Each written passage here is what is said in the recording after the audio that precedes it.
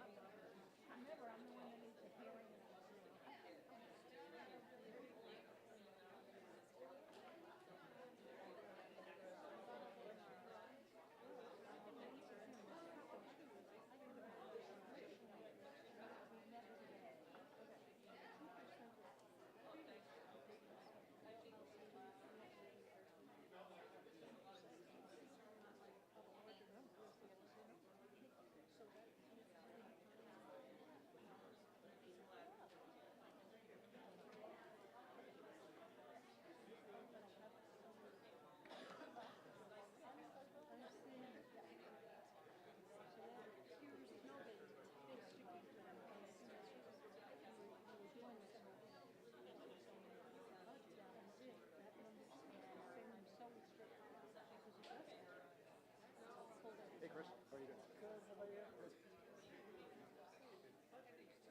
Keep busy?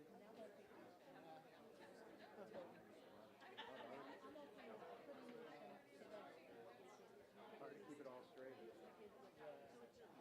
It's funny, like I do a story, someone will reach out, and I'm like 6 stories removed from that.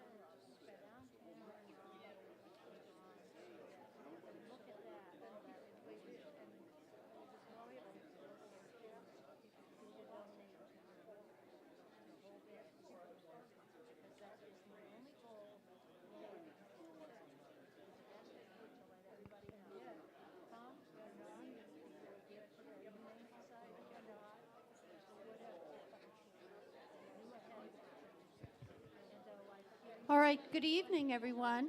Thank you for coming. It's a really nice turnout, and I appreciate it very much.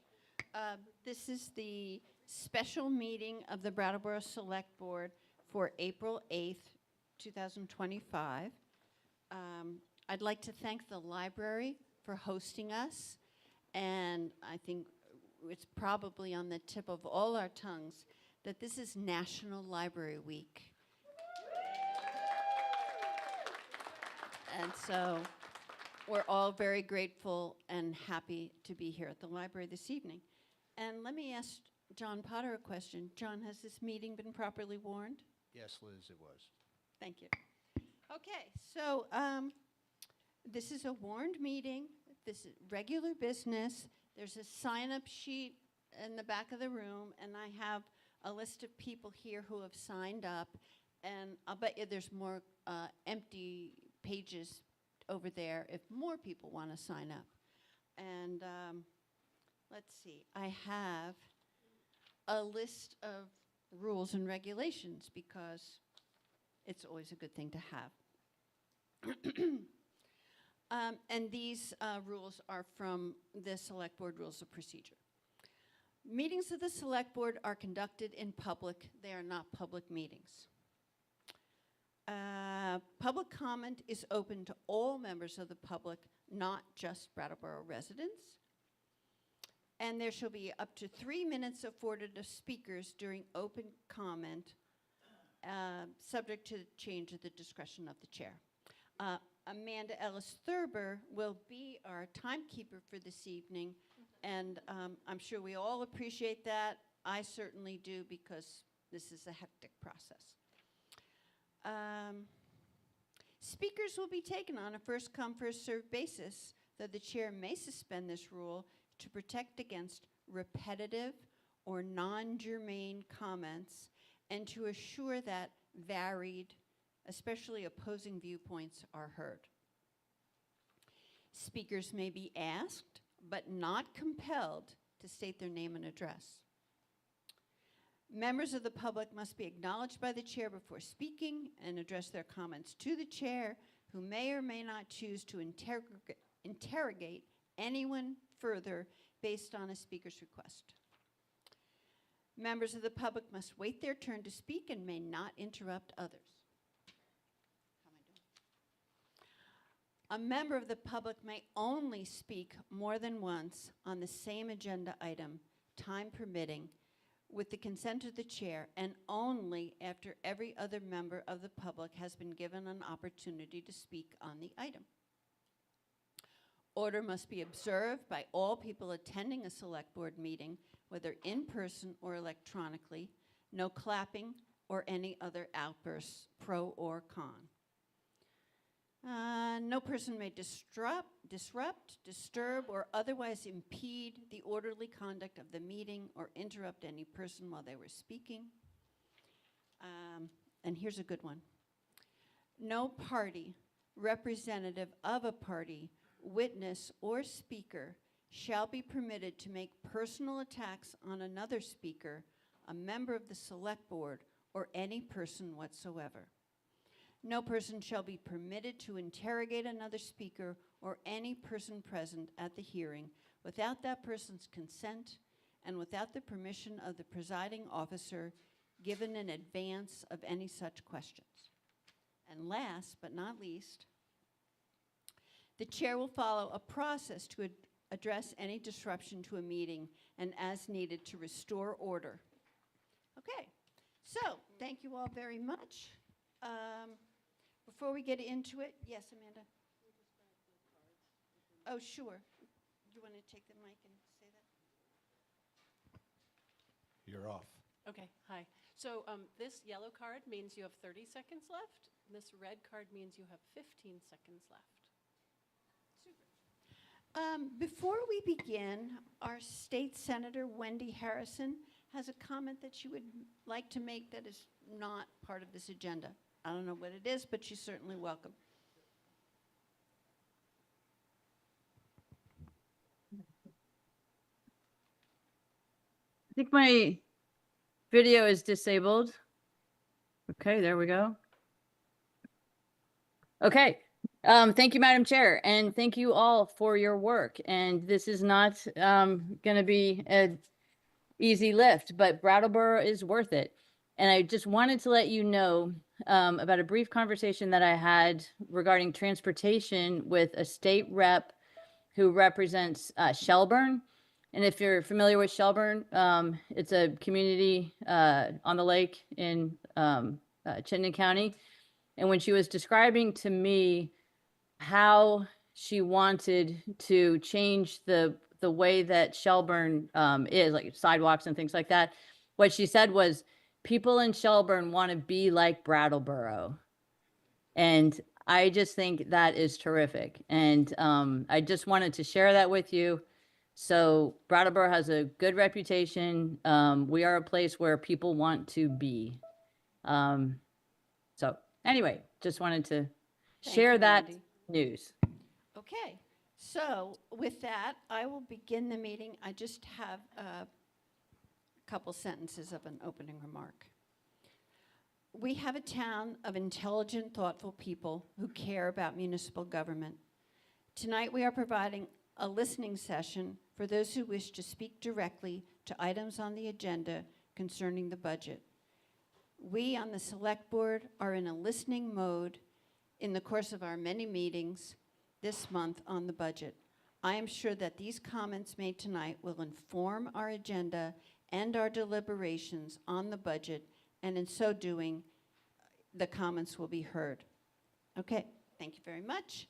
Now, I have an agenda that begins with what values do you most want to see reflected in the FY26 budget? Okay, so the first speaker is Ken Fay. Ken?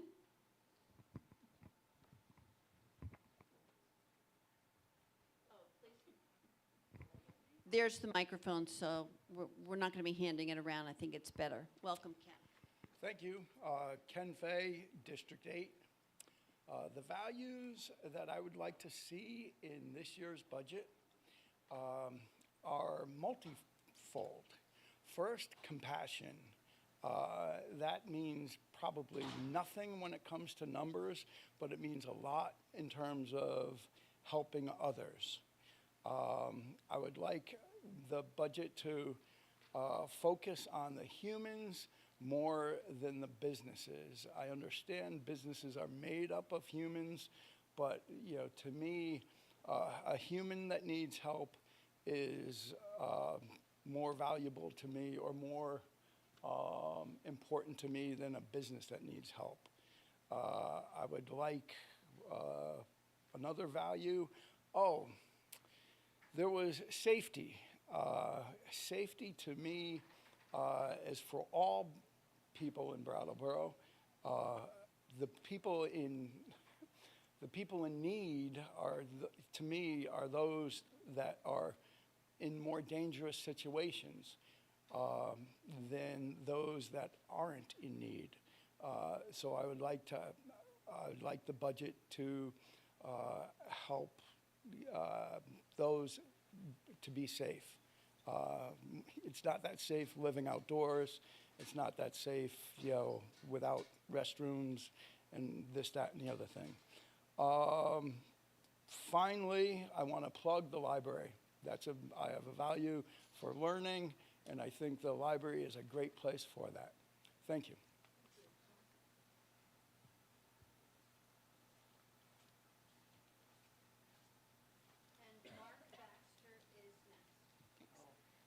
Can you just remind me of this question? I signed up for two, so I just want to make sure I'm speaking on the right one. What values do you most want to see reflected in the FY26 budget? Thank you. So Melissa Swim, District 8. I gave a lot of thought to this question. I think, first of all, number one for me is safety, but that doesn't just mean safety for those of us that are housed and safe. There are a lot of people in our community that are feeling very unsafe, and I think it's really important to focus both on the safety of the community at large, but also to remember that we have a duty to take care of those most vulnerable. I think that's really important. I'd also like to see infrastructure, particularly roads and road maintenance, become something that gets a little more attention because it's rough out there right now. I really would like us to focus on a compassionate yet fair way to help the most vulnerable among us that makes us all feel good about helping those in our community that need it, and not resentful of sort of a us versus them. Basically, you guys have a really good opportunity with this budget, but also with the makeup of this select board to remind us that unity is more important. I think we've all forgotten that this year, myself included, and I think our budget should reflect our values, and we're a community that cares for one another, so.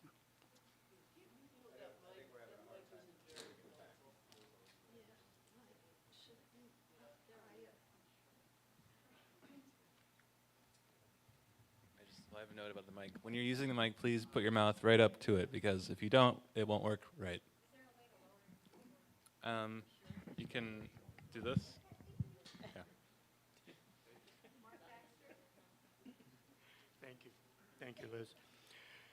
I'm Mark Baxter. I live on Main Street. Do I go? All right. Mark Baxter, Main Street. The board has the difficult issue of weighing compassion with safety and growth. And in particular, I wanted to speak to just briefly the value of the historic downtown, because I fear we're in danger of losing it. I've lived on Main Street 3 years now. For perspective, I'm a liberal. I want to help everyone who has an immediate need to get back on their feet, whether it's a single mother losing a job, whether it's their family in danger of losing a home, anyone who's hit a wall, because 10 years ago I did, and I know what it means to be helped. I'm all for a hand up. I fear the town is confusing it with handouts. And are we helping people, or do we end up enabling?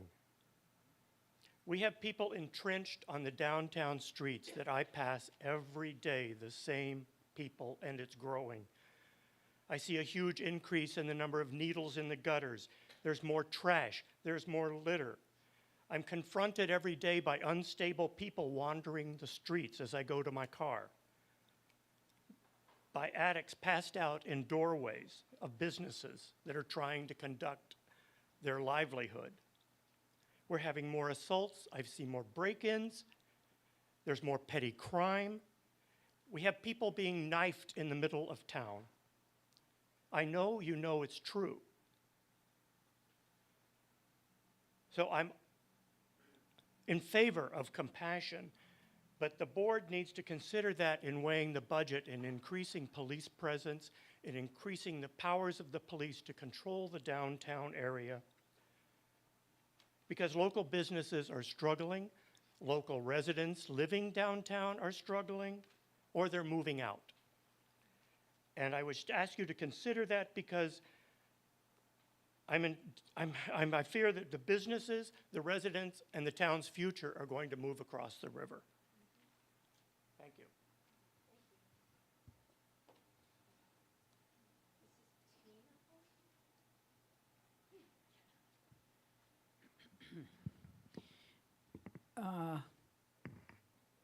How do you compare justice, truth, beauty?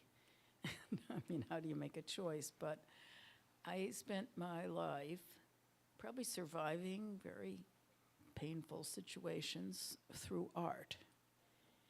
I'm 2 years old, I start drawing. And as I look back, and I spent a very long time doing art therapy at a psychiatric hospital in New York, lived in New York for 40 years, always needed to get out of New York, grew up locally, and I'm so happy to be here. But I guess I'm here not to say art's better than anything else or police or this or that. I'm only here to say that I worked with people who were criminals, were, I don't know, throwaway people. They came from all over the world. This is in New York from 1988 to 2009 in Staten Island. And so all kinds of people, very well-off people, people who'd been living in the streets, murderers, victims, and they could be often completely delusional, and they'd start to paint and be completely absorbed, not saying much, and know when to stop, did stop, and I would learn to ask at a painting that was completely incomprehensible, what's going on here? And they would tell me in great detail, all of a sudden, clear as a bell, the story of their life. And this happened over and over with children. I worked in the Bronx, children that were essentially the homeless throwaway children. The only thing that would work was poetry and drawing, which I had done for me. So I can't say we need, of course we need police, but most people who are homeless are pretty harmless, in fact. So I don't have, I guess, the terror of homeless people, I think, is sometimes overrated. And the power of the arts is always underrated. The first thing that goes in schools is art, music. And the people who, and even people who seem to be doing just fine, there's often a hunger to have and do art. And so I guess that's really why I'm here, that it works. And to have it be the last thing, I mean, the first thing that's cut is just, it's wrong. It can't be the first thing that's cut. We are here, people came here, back to the land. Most people are pretty committed to the arts, and they don't always know that it's not just a frill. I guess that's enough. Thank you.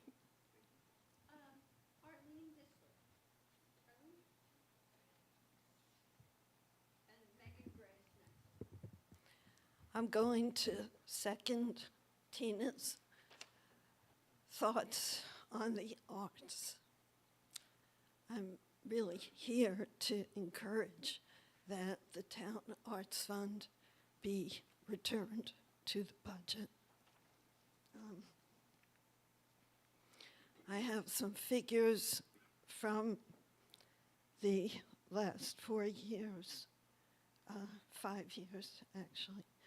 TAF has received, Town Arts Fund has received a total of 154 applications. 53 were awarded grants. This paper from Town Arts Fund organizers says, TAF projects foster joy and solidarity within our community, providing seed money for projects that would not otherwise happen, and expanding equitable access to arts programming.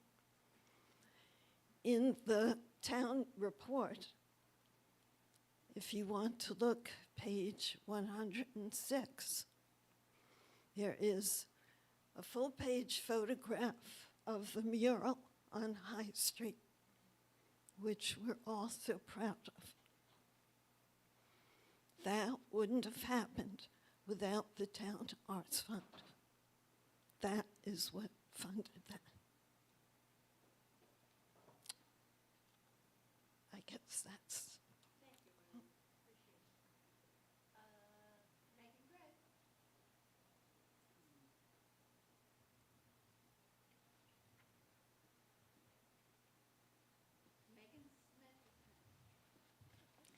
Good evening. Thank you for your service.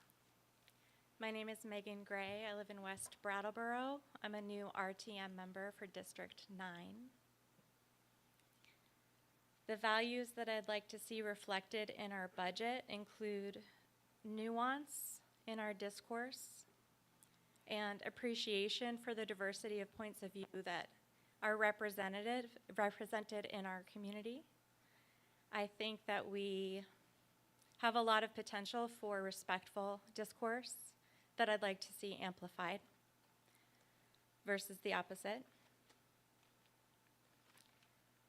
I'd like to highlight our values of solidarity, including, and I'm going to use the phrase that I'm not afraid to use, even though it's become a dividing point in our national politics in particular, which is diversity, equity, and inclusion. I'll say as a side note briefly that I appreciate the fact that I think I see DEI in action in the makeup of our current board. So I'm appreciative to board members and to our community for that. I value accessibility, whether that's making sure that our deaf, hearing impaired, and otherwise needing alternate to spoken microphone testimony at these meetings are ensured accessibility during meetings, which came up last week. I think that needs to be guaranteed. In fact, I believe it's legally guaranteed. Our quality of life is important to each of us, and it means different things to each of us. As the parent of a young child and as the caretaker of an elder parent, I think that we can and should focus on quality of life from youth to our elders. And I think that we all individually can play a part in the collective effort towards that end. And that investing financially in programs, including social services and others that support our youth, our working people, our not working people, and our elders. Those are basic Vermont, New England values, and I think we should stand by them. I see the yellow card. Finally, I come back to the values of appreciation for nature and their performing arts.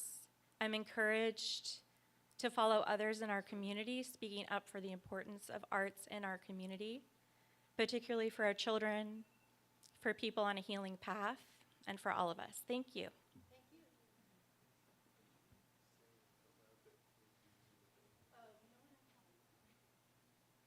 Oscar just reminded me that we'll do the in-house sign-up sheet and then the Zoom following, because that's the only way we could figure out how to do it.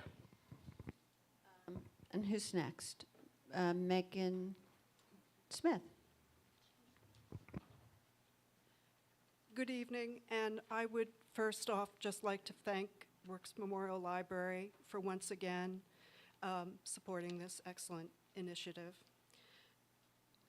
Very briefly, my request is for the Select Board to emphasize funding programs that benefit the greatest good of the majority of taxpayers, as opposed to discretionary funding of niche programs of a specialized benefit to only a minority of residents.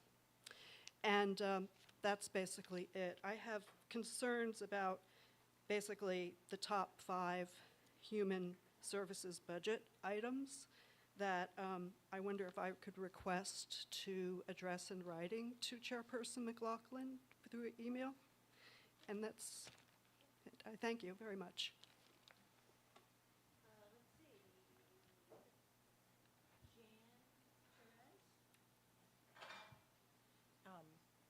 So I live in District 7, and I desperately want the Select Board to value what the voters have said. The voters said overwhelmingly, well, not overwhelmingly, but the voters said that they were concerned about the budget. They did not want the human service budget to exceed 2%. And they also said they were concerned about crime. They said that by a margin. You cannot, and I've heard people sort of say, oh, well, we didn't get enough people. We didn't hear enough voices in the election. And I just want to tell you from a data perspective, you cannot impute data that way. That would be imputing your own bias. You can only look at the data that you have. The data that you have is that people in this town do not want the human service budget to exceed 2%.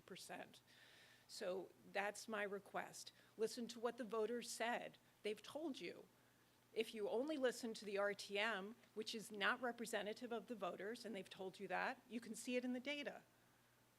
Then you're ignoring what the people want. And me, what I want. I'm tired of coming to meetings. I say that respectfully. But I'm tired of coming to meetings because I say this, I see it in the vote, and then people want to sort of litigate it over and over again. Like maybe they didn't really mean that. Maybe we didn't sort of reach out to the right people who will tell us what we want to hear. Maybe we can create a survey that will tell us something different. Or maybe we can have this open forum that will tell us something different. All the people who are represented here deserve to speak and to be heard and, and valued.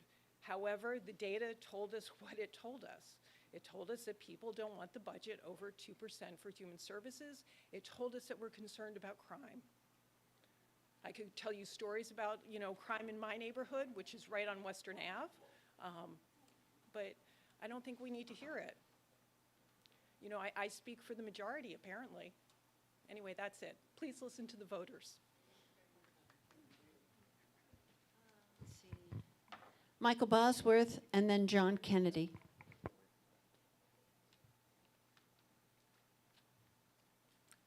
Thank you, Michael Bosworth, town meeting member from District 9. I certainly support a lot of things that there are a lot of values. I certainly support the value of the safety because I think it affects everyone, everything that we do. I think the tough thing is I don't know that we can afford everything, and I want to bring up the value of affordability. We're not a rich town, so it's hard for people to adjust to large tax increases, and it's a tough thing to come up with a good budget. But I just want, and sometimes I think we get compared to the towns and cities around us, Greenfield and Keene, and I know we need to do that in some ways because we need to compete for the same people, who might be attracted to working in those towns. But I did a lookup from the U.S. Census, and we're the town or the city of Greenfield is 13%. Its median household income 13% higher than ours. The city of Keene, its median household income is 64% of ours. That's 2019 to 23 data. So I know we have to compete with them for some the people that we want to attract, but I don't know that we have to have all the services that those entities have. But in general, I just want to plug very much for affordability in the budget. Thank you.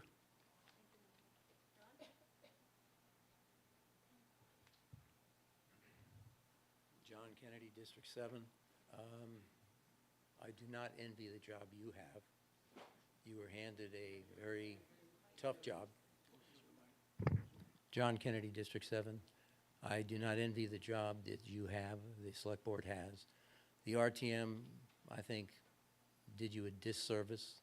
They did not give you any direction. They did not tell you what a percentage would be acceptable for the RTM to pass a budget. But when you consider the budget, I remind you of the charter and Article 4, Section 6, which calls out the specific responsibilities and duties of the Select Board. There are a number of things, I think 18 or 19 items, but the first 8 specifically talk about police, fire, public works. And the ninth one, I think it was I, says, and any other departments that will enable the convenience and operation of the town.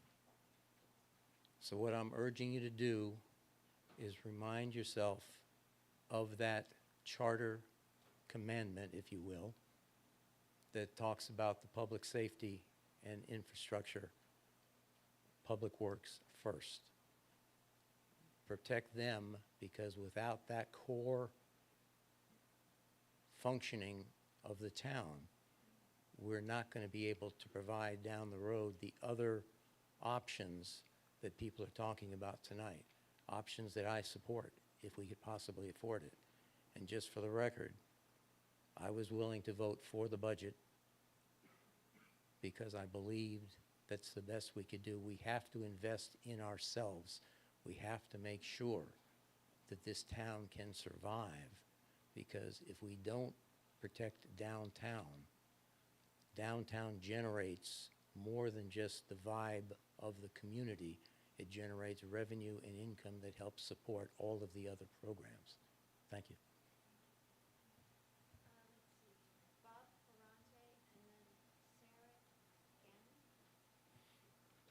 Thank you.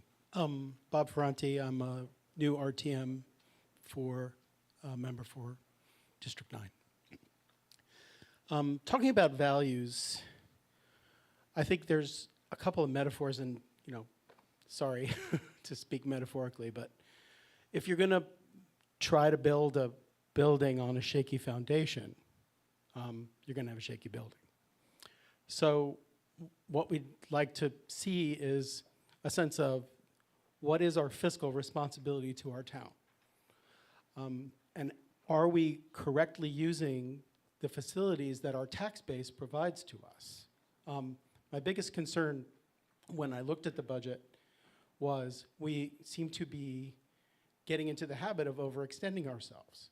Then taking a step back saying, well, where does the concept of overextending ourselves come from? And we look at our town as a fixed sum tax base of mostly homeowners. 66% approximately homeowners are paying the bills around here. We're seeing less local business rather than more also contributing to the wealth of our town. So perhaps there's a second metaphor. We're seeing a vicious circle of increasing chaos and lawlessness downtown, a moving out of local businesses, and a depletion of our tax base. All the things that people talked about today, I support. However, if we can't build our town on a strong tax base, we're not going to have all the things that we want to give ourselves. We're not going to be able to help the homeless. We're not going to be able to help these people. So can we turn that vicious circle around? How do we create a virtuous cycle where we improve the quality of our downtown, we improve the perception of safety and the feeling of safety that people can get? We attract businesses to our town who can, I can't buy a new set of clothes in Brattleboro. I have to go to Keene to buy a set of clothes. Why don't we have a clothing store in Brattleboro? So how do we create that virtuous cycle where businesses want to come to Brattleboro? They want to offer their services. They want to help us grow our tax base. Okay, and that's pretty much it. And I want to thank you guys.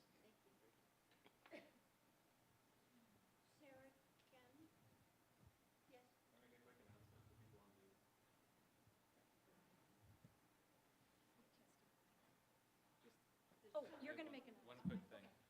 So for people on Zoom raising their hand, if you can raise your hand and then we'll make a note of you and then lower your hand so that it doesn't fill up the screen with people's hands. Thank you.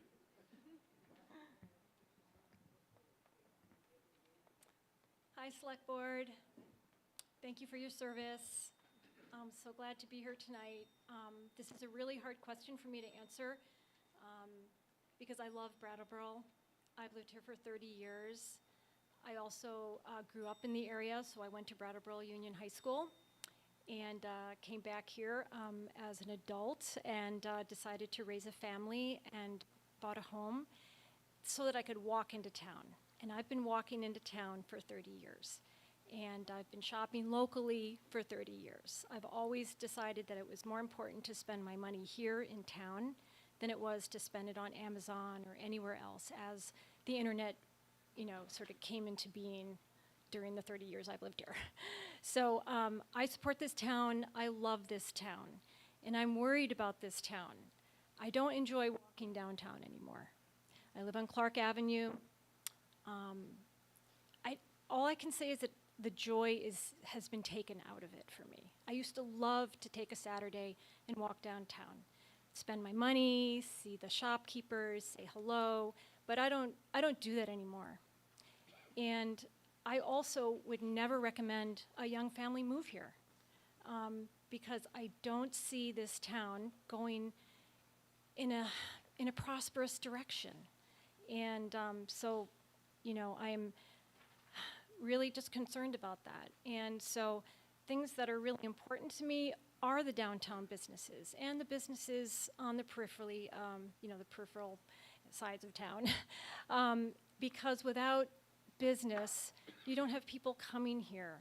And it's a really hard balance. I want to balance the needs of the people that need help that are on the streets. I have addicts, alcoholics in my family. Some are in recovery, some are not in recovery. So I really do know the issues that they're facing. And so I'm not uncompassionate about that. But I also think that we need some more accountability for some of those folks. And I think I heard it tonight, there was this balancing compassion with safety and growth. What's that fine line between helping someone and enabling someone? So, I'm in the court that says I don't want to see all of this money that we're spending right now going to human services. I do think we need to have a strong and fully funded police force. I think that's really important. And I, did vote for not that 2% going to the human resources that is currently in the budget. I'd like to see less. And then at some point, we maybe can up that once we've got some more money coming into town, once we've got a little bit safer, town overall. So what else? Infrastructure, that's also super important to me. The potholes on Clark Avenue are ginormous. And so I think it's really important that we focus on essential services here in Brattleboro. And what else? Oh, and state funds. Oh, okay. State funding for, I really think that we should look to get some state funding to fund some of the services that we'd like to provide to people. We are a hub town. So a lot of people are coming here for services that, as, Brattleboro, its tax base just can't continue to support that. That's what I think. So, thank you so much.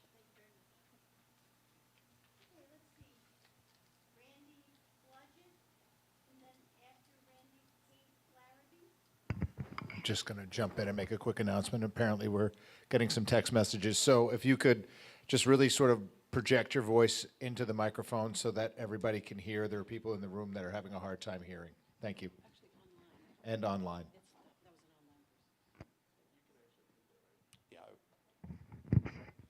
Hello, Select Board. Thanks for putting yourself out there. This is an unbelievable difficult job that I know you have to do, and I'm glad you're buckling down and getting it done. I would urge professionalism, planning, and efficiency with all your deliberations. As John Kennedy said, we need to follow the town charter. We need to have safety. We need to have a police force. We need to have EMS and fire. We need to have a Department of Works that can make things safe on the road to drive, because I'm out in West Brattleboro and it's a minefield right now coming in here. So we need to have those things. I hope you're planning more than this budget, and I know that's a tall task to ask, but we need a multi-year planning session. If it can't be done by the Select Board alone, maybe we need a committee to do that. And we need to be 1 year, 2 year, 3 year, 4 year, 5 years, and 10 years out, because we can't let the solid waste thing pop up in some other matter and 12% increases just keep popping up. It's unsustainable. We need to plan because we have more housing coming online in the next few years. We have, several things approved, some more coming online. It looks upwards over 100 units. And I just fear, do we have staff to be able to handle all those new problems and to pay for it? They will need more services. Other residents also need services. And I do like a hand up, not a handout. I think we need to really look at it that way.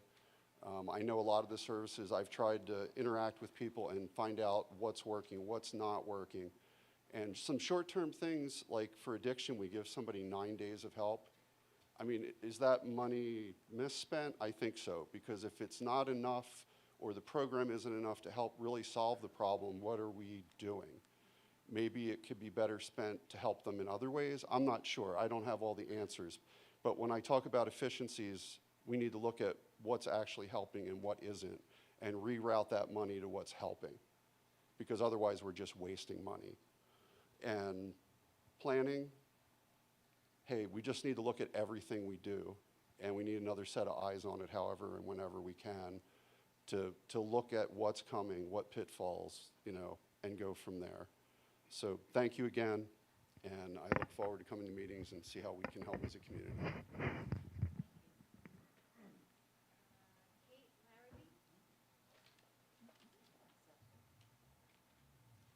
Hi, good evening. My name is Kate Larrabee. I live in District 9, and I am a homeowner. And I'm also a member of the Brooks Memorial Library staff. So, I know we've all read the book, The Lorax. This is my I am the Lorax moment. I've had a number of opportunities to listen to voices speak about what they value this evening. So I'm really excited to offer my 2 cents. To speak for human services. I hear that taxpayers feel a lot of trepidation and fear and anxiety about what their lives as homeowners look like in Brattleboro. My husband and I have lived in 6 different places in 5 years, partially because of my professional life in the arts. We traveled. I've also lived abroad, had the opportunity to live in France, in Italy, and in every place that I've ever lived, the thing that made the place beautiful, special, or valuable was the people in it and how they treated others. Valuing human services isn't just about offering opportunities for people to get out of the snow or the rain. It's about treating people like they are people. And that's something that human services should do efficiently. It should do in a data-driven way. And I also want to offer that the data does support that licensed social workers are the most effective at helping the houseless, at helping the vulnerable, at helping children, at helping the elderly, and at helping adolescents. When it comes to a police force, their value in town is so present. And also, they are not the only way to step forward and offer protection and a sense of safety to our community. As a member of the staff here, I get to see every single day how much it matters to look someone in the eye and be the only person that offers them softness, to be the only human being that looks at another person and says, I'm so glad you're here. How can I help you? No matter who you are, no matter what you're wearing, no matter where you come from, no matter if you've been in the rain all night. And that matters more. If you really think about it, the value of a human life is incalculable. And when you look at the deaths that we've had this winter from people freezing in the snow, all of a sudden you have to re-examine how much your dollar is worth. Thank you.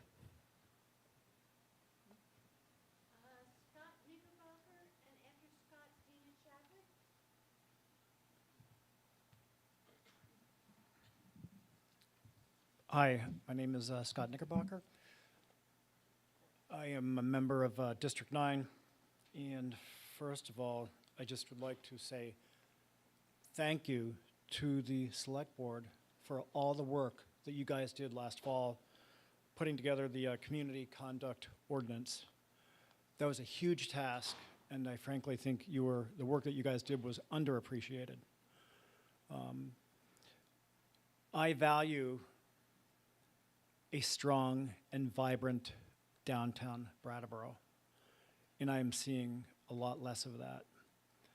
For a little more information, I'm actually also a dealer at Twice Upon a Time. I'm frequently in and out of that store. And I personally have witnessed things going on Main Street that I just feel would drive anybody wanting to open a business in our town to just leave and not come back.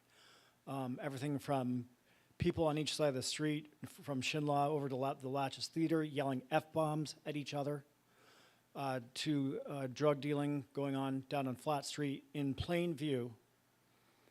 And this is something else that will be unsustainable for our business community. I think we are going to see a hollowing out of our town if these kinds of things continue. And as you can probably tell, I'm in favor of a strong police presence in our downtown. I think without it, we will lose even more of our tax base, and that's going to be less money that obviously that you can have for the town budget. I too am also in favor of keeping the human services budget at or under 2%. Thank you very much.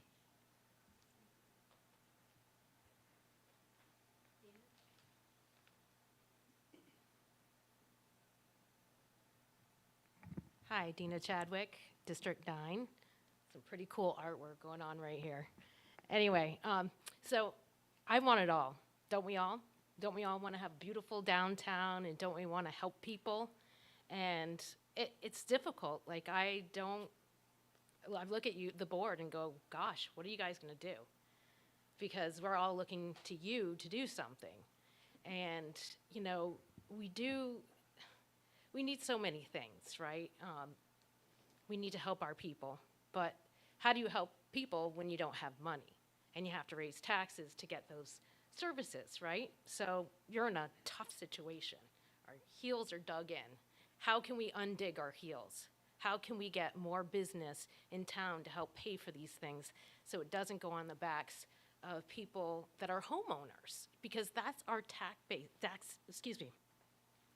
that's our tax base right now, is homeowners. And some people that are in the mid-income, that tax bracket's gonna drop them down to low income. And we can't sustain that. I think the Brat team is doing an awesome job downtown.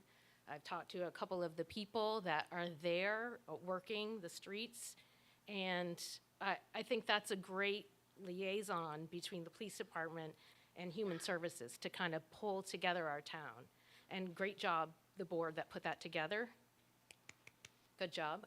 Sorry, not supposed to clap, but anyway, it's a tough job, but I don't know, I don't have any bright answers. All I know is that we need to focus on how we can have more revenue to pay for all these wonderful things that we want in our town, because our town is pretty awesome.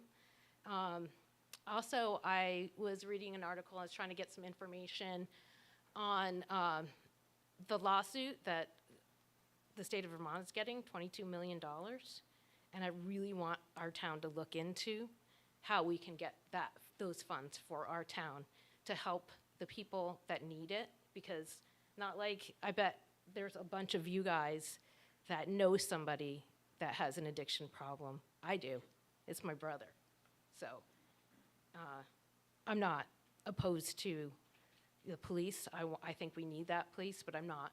I think that we need to help people too as well by finding the funds through our state. I think it's the Sackler family that, was it Purdue? Sackler family for Purdue. So I really want the board to look into that. And I think if we're the squeaky wheel, we will get the funds, because like people said, we are a hub town and a host town. So yeah, thank you. Thank you for listening.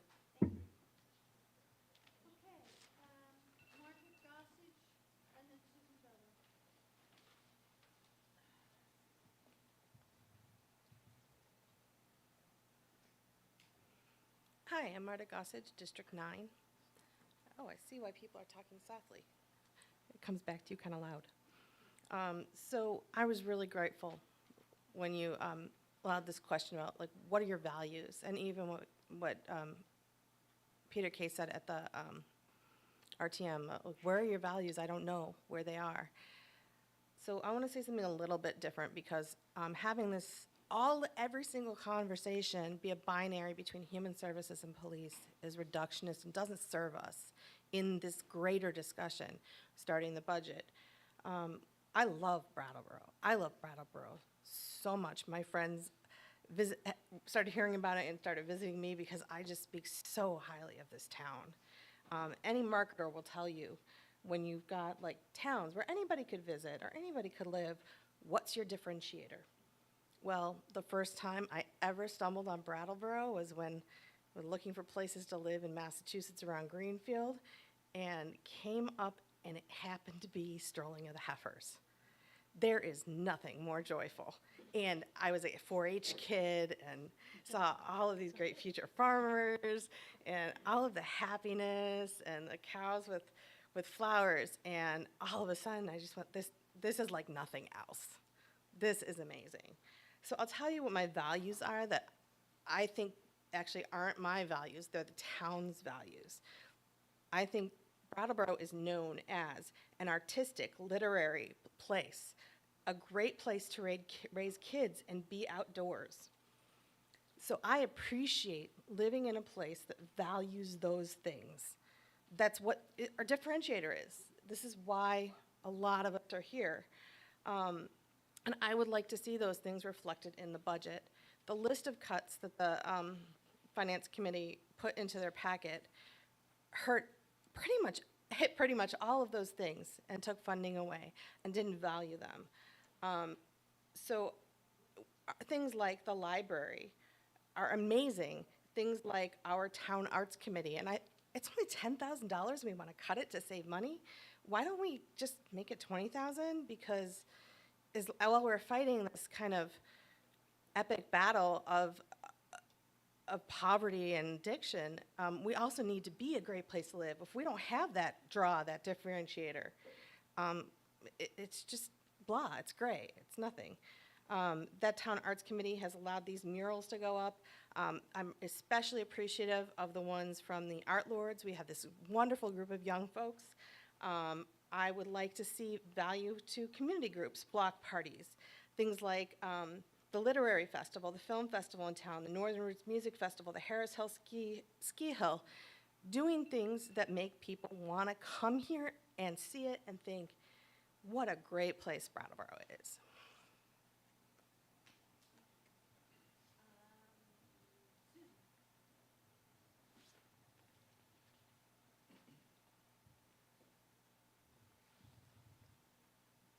If I'm not speaking up, let me know. Susan Belleville, District 8. So someone recently said to me, and it helped refresh my memory, Brattleboro can walk and chew gum at the same time.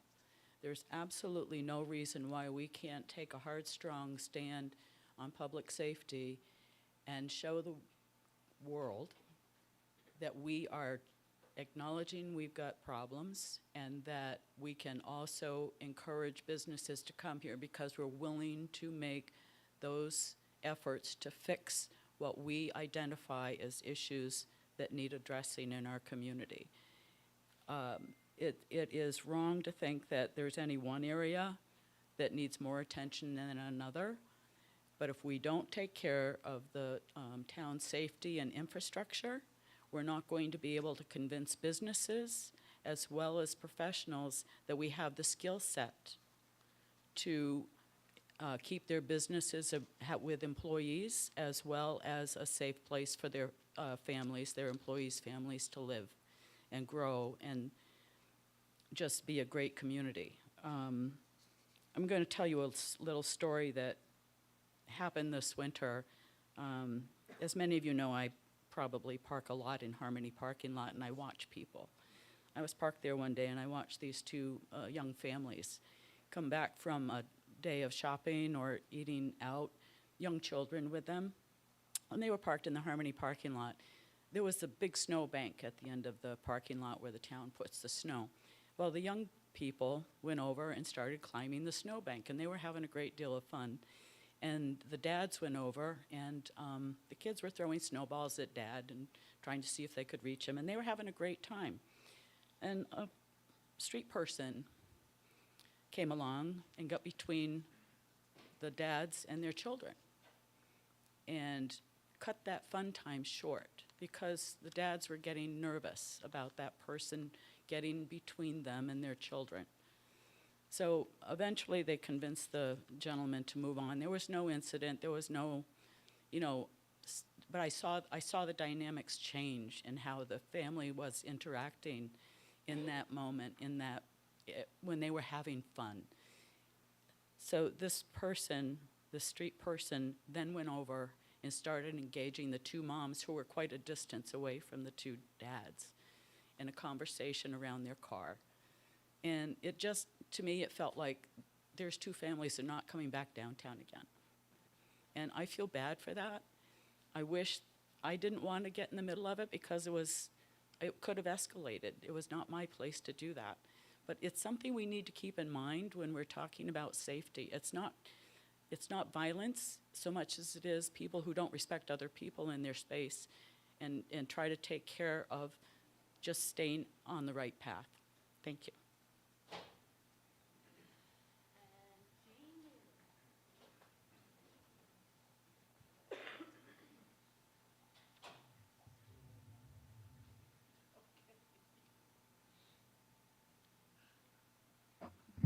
Hi, I'm Jane Wheeler. I live in District 8. And actually, I don't have a whole lot more to say than what I've been hearing tonight, other than that I appreciated the people that talked about affordability. You know, there's a time that a lot of households in the town have to really see how we can provide the basic things for people. You know, I support the full, that's why I didn't want to talk, I forget words. But I support having the police plans go ahead and that doesn't mean that I'm against homelessness, because I also think that we need to take care of basic needs in a way that they can be okay. And in my years as a addictions counselor, that's what I'm more concerned about. I've seen that people need a lot of solutions.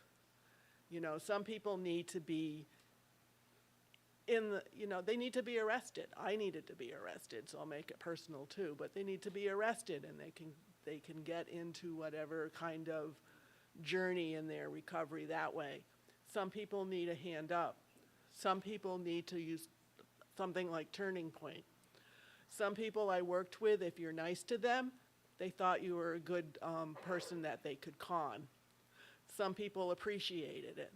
So I guess as I'm going through this, there's not one answer to this what's going on. It's just, it's a multitude of answers. And so we have to remember that just because I disagree with somebody else, I'm not morally superior than they are. And I, as a district person in District 8, I want to know, how am I going to be represented? Thanks.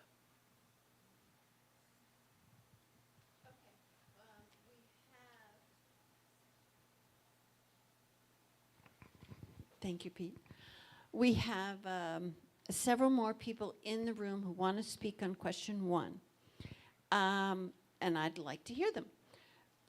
But I think when we get to the people on Zoom and question 2, we're going to have to move down to 2 minutes instead of 3. So let's hear from Gemma Seymour, and after her, the teens of Brook Library.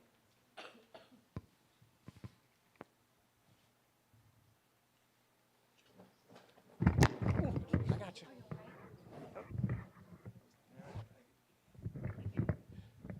Oops, let me fix this with one hand. Hi, Gemma Seymour, District 8. During my campaign for representative town meeting member, I made a point of publicly, truthfully, and transparently stating that my values are equality, liberty, and justice for all, and that I was running on a platform of equity and growth, not just for the residents of Brattleboro today, but for those who know we are coming here to one of the few areas of the country that has been identified as a relative climate refuge in the face of an inescapable global climate shift. These are the values I want reflected in our municipal budget, a Brattleboro for all. While we face a number of immediate and short-term challenges in Brattleboro, in addressing those problems, we cannot afford to lose sight of the long-term outlook so that we can rebuild our town not as a snow globe dedicated to sentimentality for a 19th and 20th century way of life that was never welcoming to all, but for the challenges we know we are all facing in the 21st century.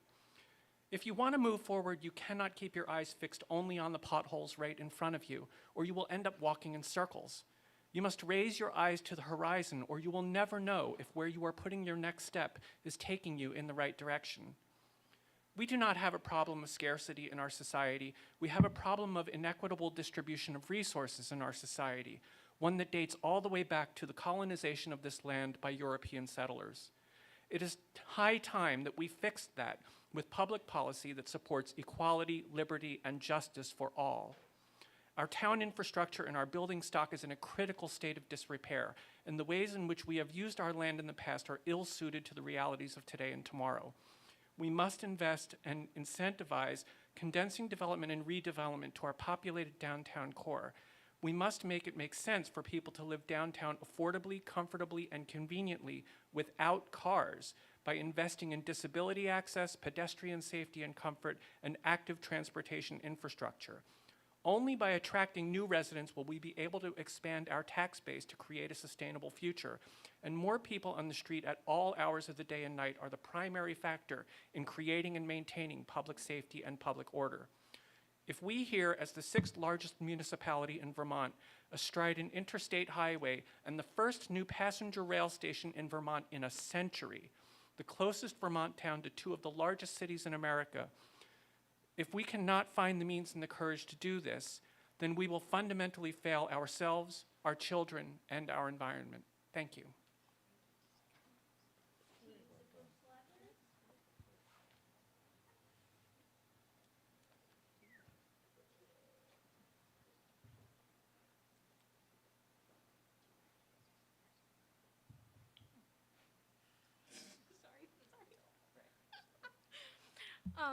Well, hi, my name is Ray. I'm a BOHS student, and I'm a member of this library's Teen Advisory Board. My name is Mason, and I'm also a member of the library's Teen Advisory Board. Hi, my name is Aviana Wiltermuth. I'm a BOH student, BOHS.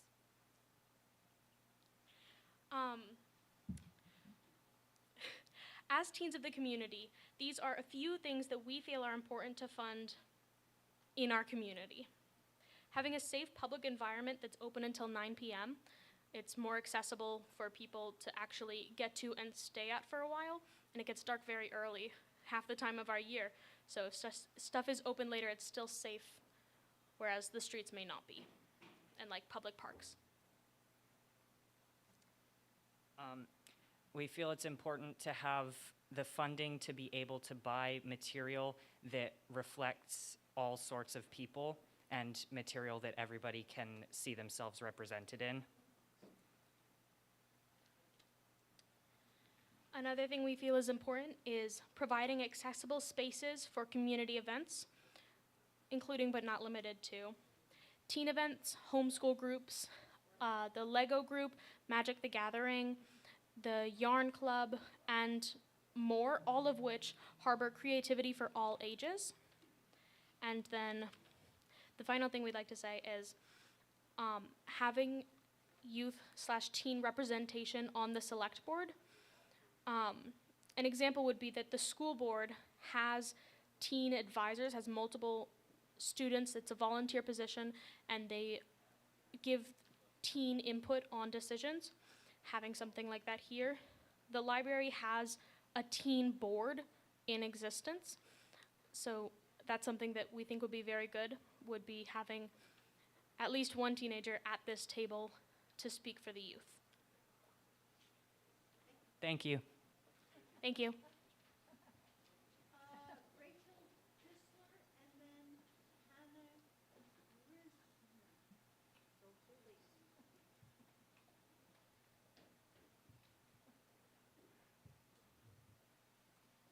Hi, Rachel Dissler. I'm a new town meeting member from District 9. I'd like to speak in support of returning the town arts fund to the budget, as well as supporting the budget for human services.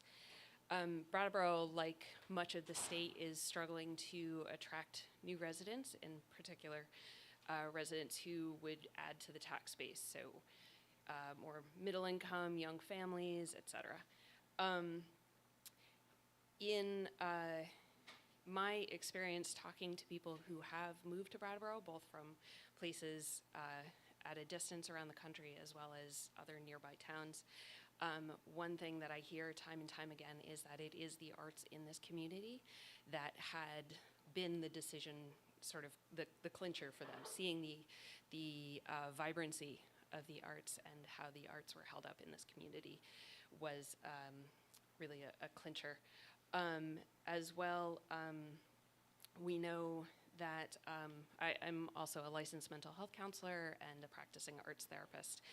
So I'd just like to reiterate what was said before me of the value in the arts in addressing those sort of conditions of despair, addiction, homelessness. These are often considered, I don't want to use the word plagues, but they're sort of rooted in despair of humanity, and the arts play a critical role in giving voice to the voiceless and lifting people up out of despair. The arts are also an important part of making the community, so bringing that joy back into the community. The murals that we've seen go up in the last year or two bring back that joy and that light into the community when so much is struggling. In regards to the human services budget, when I look at that budget, what I see is on majority programs that are supporting young families, supporting our elder, and we live in a town where the majority of the population is over retirement age and living on a fixed income. And when we are trying to bring young families here, having those services that support places for their kids to be, support those young families to be able to afford to be here are really important. Lastly, I'd just like to point out that under the current climate, I see the card and I'm not ignoring it, but I see what's going on nationally, federally, and funding for these kinds of supports that a lot of our community rely on. Things such as support paying heating bills are being depleted federally, and I think that for a lot of the members of our community who might not currently see themselves as likely to need those services that are being supported by the human services budget, could see a need to tap into those in the not too distant future. Thank you.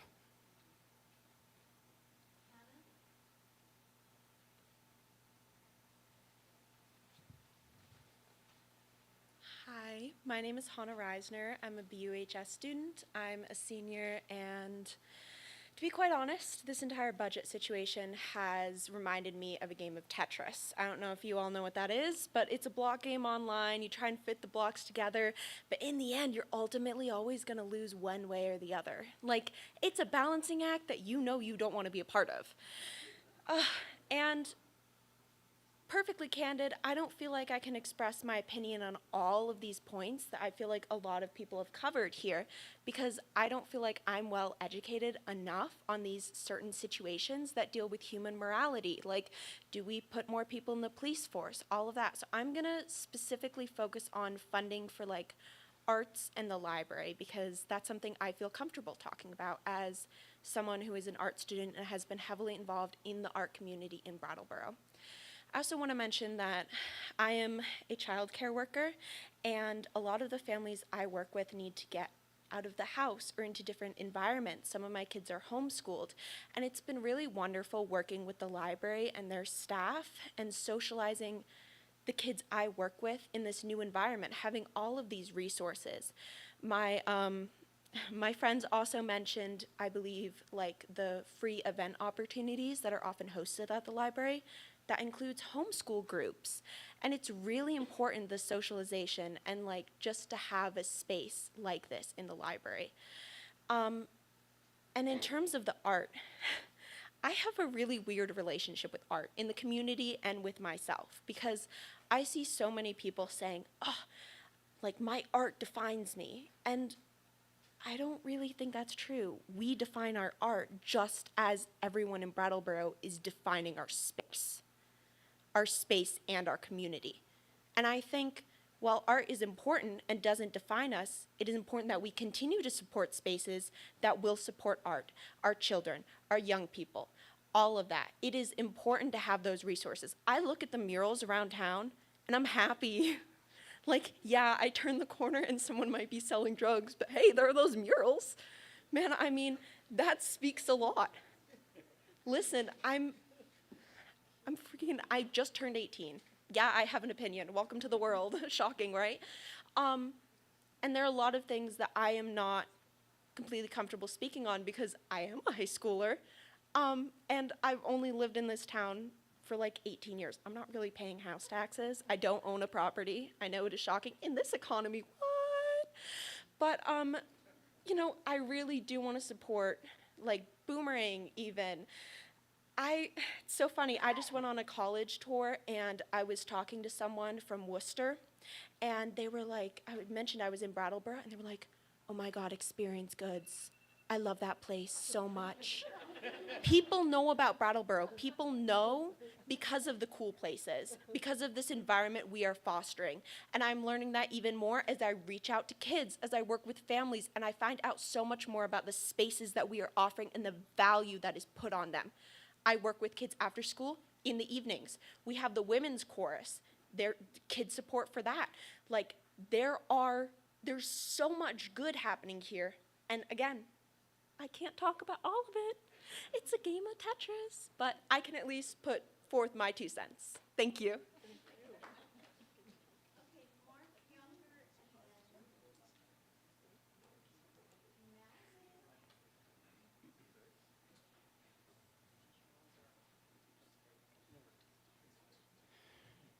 How you doing? Mark Younger, District 7.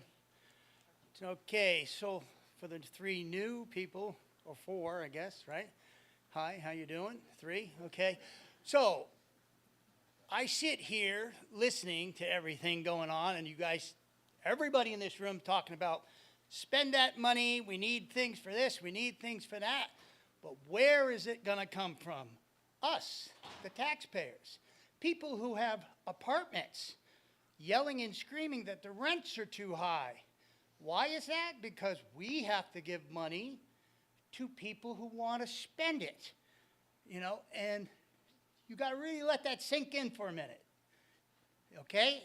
So starting with the town itself, downtown, you want to make that come back, you got to make it worth inviting. You got to have people want to come to Brattleboro, not just because there's an art center or whatever. All the clothing stuff is gone. Why? Cost too much. Why does it cost too much? Well, you got a 1 or 2% tax rate, right? You have cost of, you know, renting a space is gone through the roof. Why? Taxes again, too much. They move across to New Hampshire where it's cheaper. They move out of town. We need, you guys, need to sit down and figure out what are we going to do to bring people here to open up businesses. You know, really think about that. Start with 1. Help them. Hold their hand. Like they used to say in Keene, New Hampshire, we're going to hold their hand to the very minute they open up the store. We don't do that at all here. You know, and laugh all you want, but we don't. You know, so we need to get back to basics. And basics are, you want all the art stuff, you want everything. Well, we have to make businesses thrive and come here. And the only way you're going to do that is to hold their hand and help them every single bit you can. You know, I spoke to the town manager a couple weeks ago about how can we save money on the budget? Well, when my grandfather lived here 75 years ago, we paved our own town roads. You know, so where do we start? We start there. Maybe we have all the trucks, we have all the bulldozers, we have all the graders. What are we saving by doing our own asphalt? You know, whatever we're paying out, we're saving.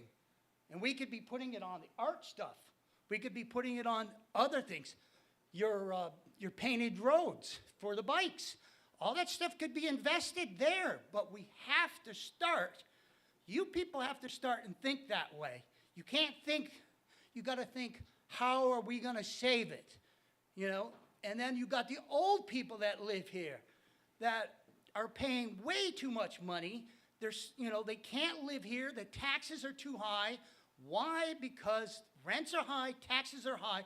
Everybody's screaming that we have to do something, but I don't see anything being done as far as the taxes for old people that want to live here and die here. I've been here for 59 years, and I think it's the worst it's been in probably 15 years. Downtown as a whole, there's too many empty spaces. And you guys really have to pay attention to help businesses grow.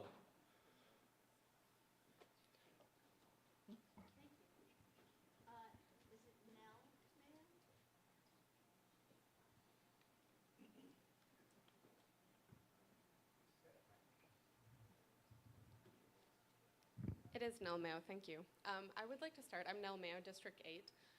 I do think that, call me to order if you need to, but I would like to address the fact that we need to have some amount of civility. Kevin Younger, who just came up here, told someone to fuck off. When the Keens came up, his response was, Jesus Christ. I don't think that we can have people threatening other people in the room.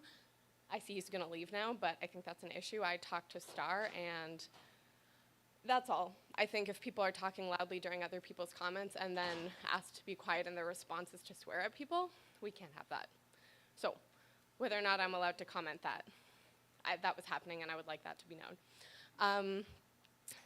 I would urge, I'll preface this. I'm new to the area. I moved here 2 years ago. I joined the town finance committee this year because I would like to be educated and I would like to be able to have an informed opinion and to talk to other people with an informed opinion.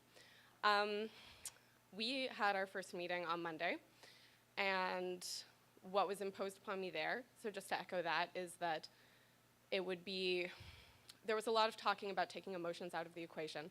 There was a lot of talking about multi-year spending, or multi-year planning, which has been brought up by other people here tonight, and the imperative to be responsible with what you are cutting now, creating a hole for the town in later years. I think that could be looked at some of the cuts that the Finance Committee highlighted in their report. I think that could be looked at, while it will not affect the actual budget, by using the revolving loan fund for the proposed substation. Because if you're taking money out of a loan fund that has no intent to be repaid, I think when other things come up, which we will see more crises coming through climate disasters, we're seeing a lot of flooding in Vermont, and that's going to get worse. It could hurt the town in the future. I also work in construction, and I would be really surprised if a fixed bid at $707,000 for the substation is sustainable, especially with the way materials are going. I think we're going to see like a huge fluctuation and instability in material prices the same way we did during COVID. I have thoughts on that, but I'll keep it succinct. So in terms of values for the select board to consider going forward in the budget, I would say,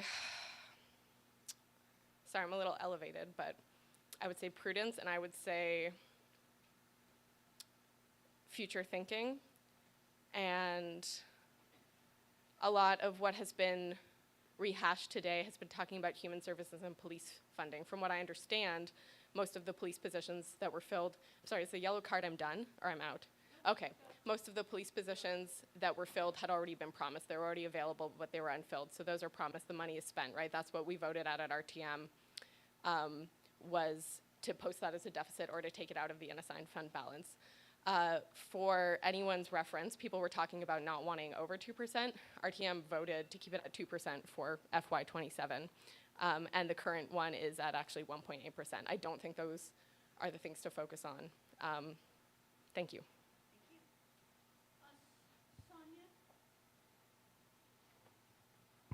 Sonia?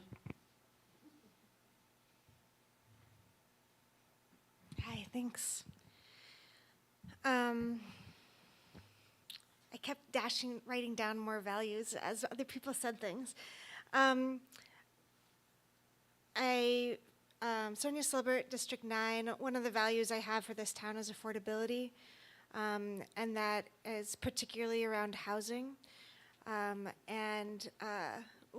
One of the things that I feel like is having a dent in the art community in our town and in a lot of different aspects of our town is the inability to find rental properties or any affordable housing right now. So having rental protection for rentals, having more affordable housing, having constraints about what housing gets to be built here, so it's not just fancy high-end housing for folks moving here or second homeowners, but actually being able to keep this town affordable. Diversity is a value of mine. I moved here 7 years ago, and I would wax poetic about how beautiful it was here and how wonderful it was and how I loved the community. And all of my friends who are kind of like the people it felt like were like Brattleboro wanted to move here, right? Like youngish, college educated, probably gainfully employed. Like Scott was paying us to move here, and like they were like, we're not going to move to Brattleboro. It's not diverse, and there's no public transportation. And those were like the two main things preventing all my friends from moving here. So having a diverse community, and that's something we'd have to do really intentionally here. One of those pieces is that the folks who support the refugee population have already lost half their housing in the last, half their staffing in the last 2 months or so since Trump started enacting all these policies. That's going to be a major impact on the future diversity of our community. The value of nature and preparing for the impacts of the climate crisis, which are going to only get increased. I feel like those were some of those cuts that the previous select board made that were just like salt in the wound, that like this is something that we really need to prepare for.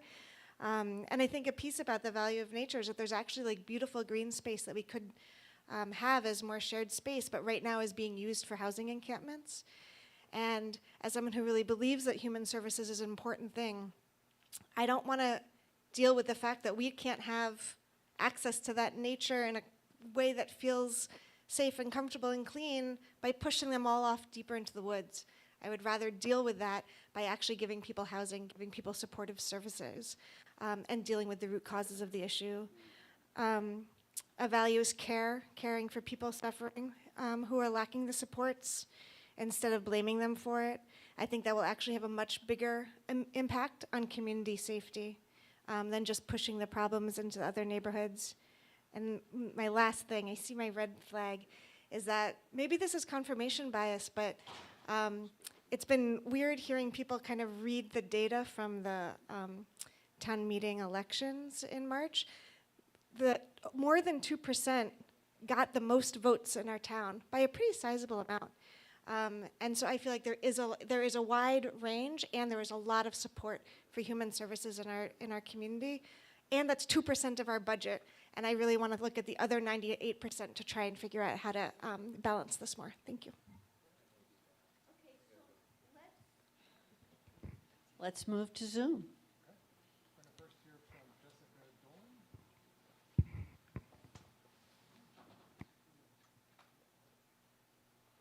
Are you calling on me? Yep. Is it my turn, you guys? Yes. Okay, great. Thank you. Hi, everybody. Let me see if you can see me. I'm going to get in some light. My name's Jessica Dolan, and I'm your friendly District 8 RTM member. I grew up here in the 80s and 90s, and I returned to raise my daughter here in 2017. I'm a homeowner. And because I'm raising my daughter here, I'm involved in a wide range of things having to do with families and children. And so in light, I'm gonna try and go as fast as possible. In light of focusing on the other 98% of the budget, I'd say that my primary value is loving stewardship of Brattleboro. And I'd like, first of all, to talk about the infrastructure part. So the public works part of Brattleboro, I think, is really, really important. One way that we can attract more and more people here and also make people feel like we're valued and cared for and that we are treated with equity is by lovingly caring for our infrastructure. That is repaving the roads, making sure that there's strong retainer walls, upgrading the infrastructure for the massive amounts of flooding that keep happening, and caring as intending for the public spaces and third spaces in this town as much as possible. Along those same lines, programs like the Town Arts Fund are dedicated to free third space art creation and public programming for everyone. And it has to happen in the town of Brattleboro. So it can't happen outside of Brattleboro. So we should not cut the Town Arts Fund. The Town Arts Fund has supported our local community to make murals. It supported me to host 11 different dance parties called Boogie Down Kids that probably well over 800 people came to over the course of 2 years. The third thing that I really think we need to not slash from our budget is anything having to do with the library.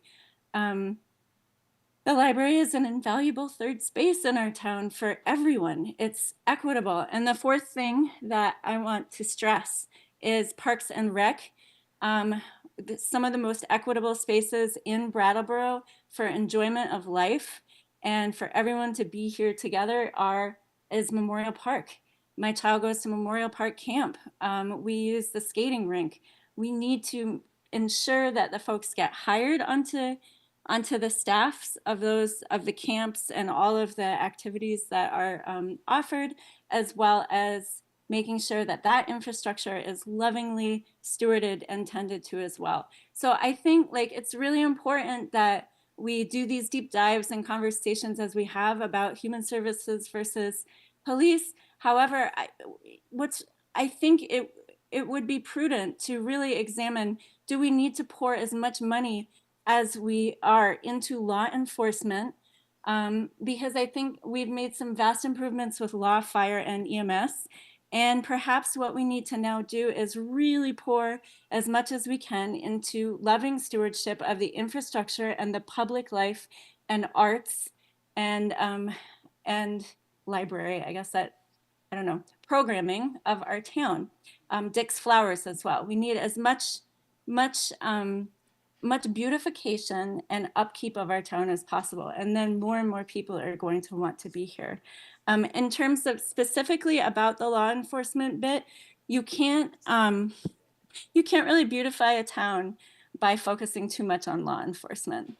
But you can by putting that money into infrastructure, programming, all of what I've said before. So I think I'm gonna write a little bit more of this out into an email to all of you guys because I don't want to take up too much time, but I thank you so much for calling on me. I wanted to be there, but I could not serve my daughter supper at 6 in the library. So Thank you very I'm much. looking forward to more, and thanks again. Thank you. Seth, who's next? Could I say something? Yes, please. Okay, so folks on Zoom, if you could look at the broadcast, because we'll give you those time warnings for when you're at 30 seconds and 15 seconds out of consideration for a lot of people who want to talk tonight. So thank you. Keep an eye on us. Thank you. Okay, sir, your name, please. Good evening. Good evening. My name is Gerald Stockman. I'm a Brattleboro resident in District 8. And I have just a couple of quick comments. I don't want to go on too long. In terms of values, one that hasn't been mentioned that I would like to present specifically for the board are trust and transparency. I don't envy the board their current responsibility. I have a great deal of admiration for the volunteerism that you've all displayed. And I think you have a bit of an uphill battle in terms of attitudes in the town, negative attitudes toward the previous select boards, especially with respect to trust and transparency. And I would love to see the select board keep that at top of mind as they head into the headwinds that they're about to experience. And I'd also like to reiterate support for specifically the library and the Parks and Recreation Department. These should be considered as much essential services as any other service that the town provides. They are not frills that are low-hanging fruit at a time of budget cutting. They are essential. They are important in terms of maintaining our sense of community. And I just want to strongly advocate for that. And that's all. Thank you very much. More? You may want to ask that question to the crowd, but no one's raising their hand. Okay, moving right along. Here we are at question 2. And question 2, oh, my colleagues are saying we need a 5-minute break.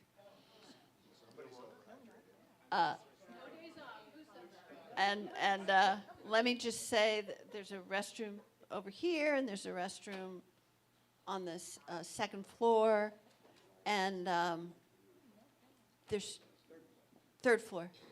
That's a mezzanine. And I'll see you back here in 5 minutes.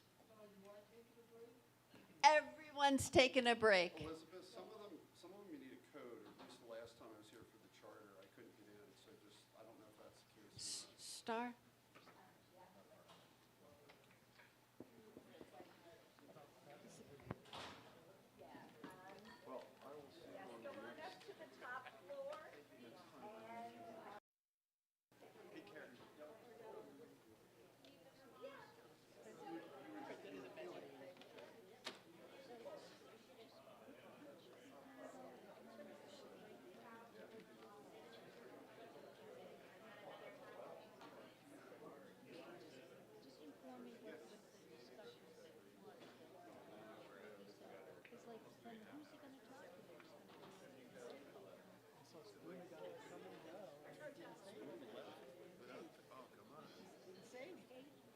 So is anyone on your staff? Is anyone on your staff? There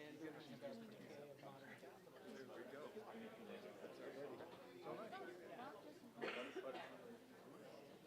Oh, I am too? No.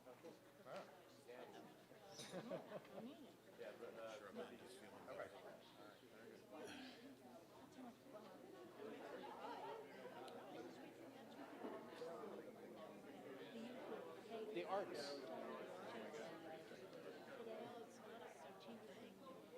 It's not.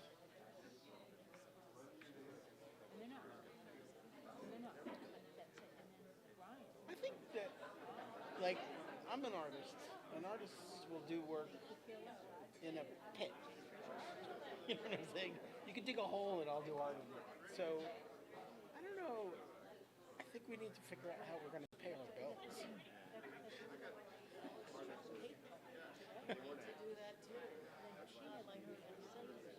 No, we can't not do that. I think we figure out how to pay our bills.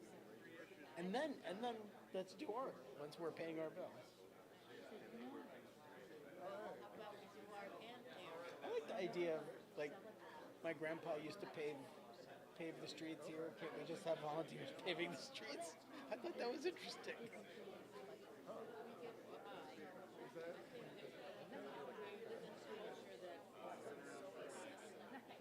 It's like, oh, I need services to do everything for me.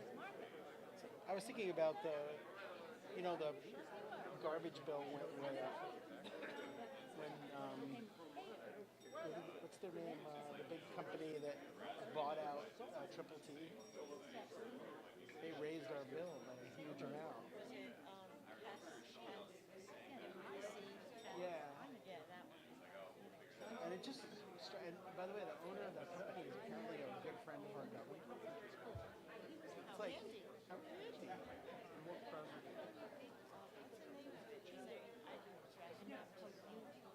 Casella.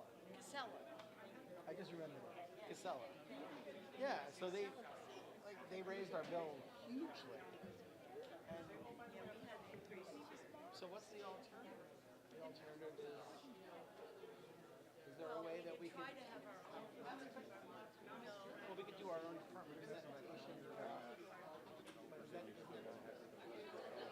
Yeah, Casella has.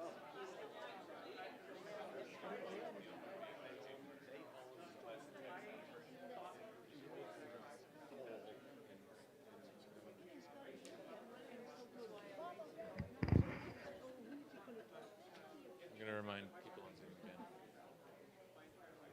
It's going to be weird.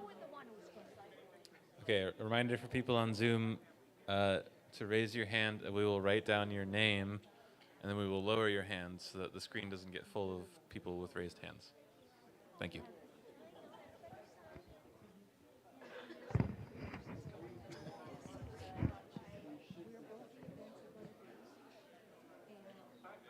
Every time I go outside of New York City, they say somewhere. I'm shocked by the fact that everyone goes in one day. Like, why does everything? Then we need to get a mix.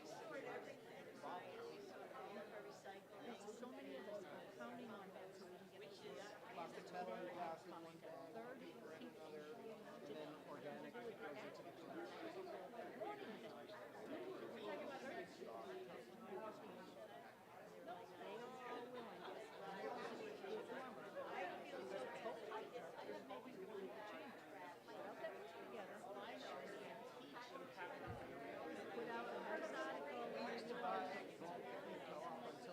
Come celebrate the spouse. And his original answer was, when we take kids, we're all gonna resort. Bob Lyons, Martha Lewis. They all said, Martin, was a girl who went to school with him. Go and they lie, same planet. They're not having a big crash. So what? We got a baseball machine. I'm not expecting to. I happen to have it because I put. I was like looking at a video of my friends on the wall. We're talking to I know that flying around behind. Come up. So I am going out to tell people, knowing what they do. So now we do it this way, you might do it that way. And they think, oh, okay, I can get the word out about. But I'm hoping that this will be so big. We're all going to go to the museum at 4 o'clock on a Saturday. And we're going to go hang out at Miracles or Snow Republic. That would include going around to all the merchants that are downtown, who happen to be and say, okay, we're going to still, keep the party going when you're out of work and go there. And I've already talked to them. Either one of them, bring the people who will celebrate in town and contribute. So I'm working my ass off.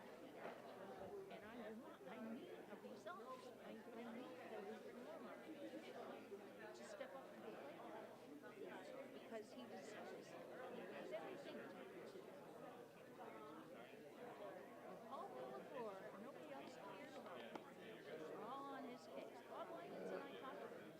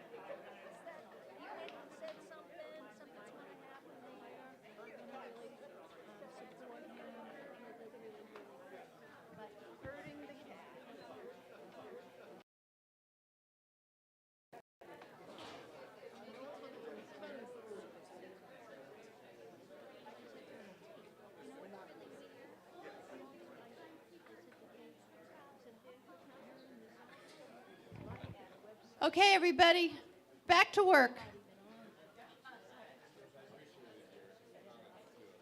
Yeah. And We Liz, are. Yeah, you want to do a duet? No. Okay. Before we get back to work, it's a special announcement that I was asked for from the floor. Please, kindly, respect the timekeeping cards. Out of respect for the room and everyone wanting to share what they have to say. Yellow card means you have 30 seconds left. Red card means you have 15 seconds left. But we should wrap it up. So, thank you.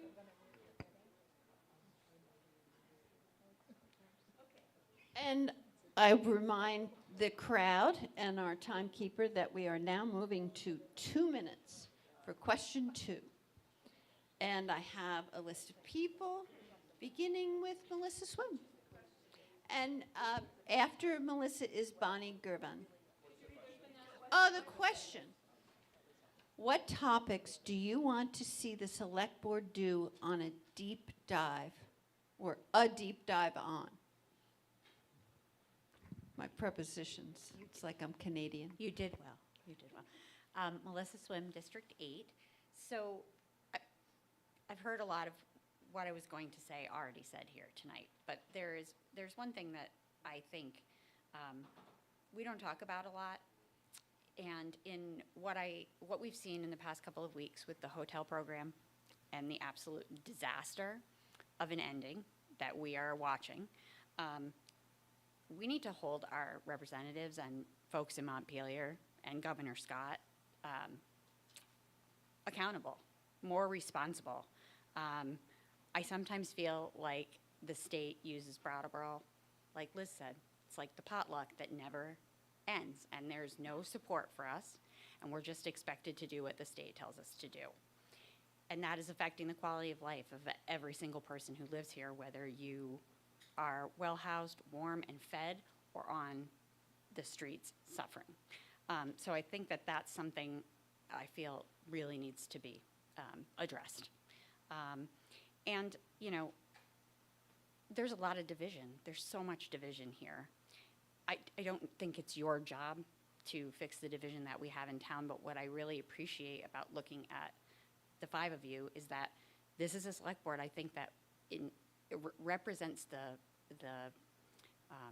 values and the community that we are, varied but respectful. And one thing I really appreciated about all of you when you were running your campaigns is how you treated one another, which was with respect, and you listened to each other. And I think we really have to work harder to do that, and I think at your meetings you have a really good opportunity to foster us coming back together as a community. I've lived here most of my life. I love Brattleboro. I know everyone that is still sitting in this room does as well, and I think we just need to remember that we have more in common than apart, and you guys have a unique opportunity to do that. So thank you for being here.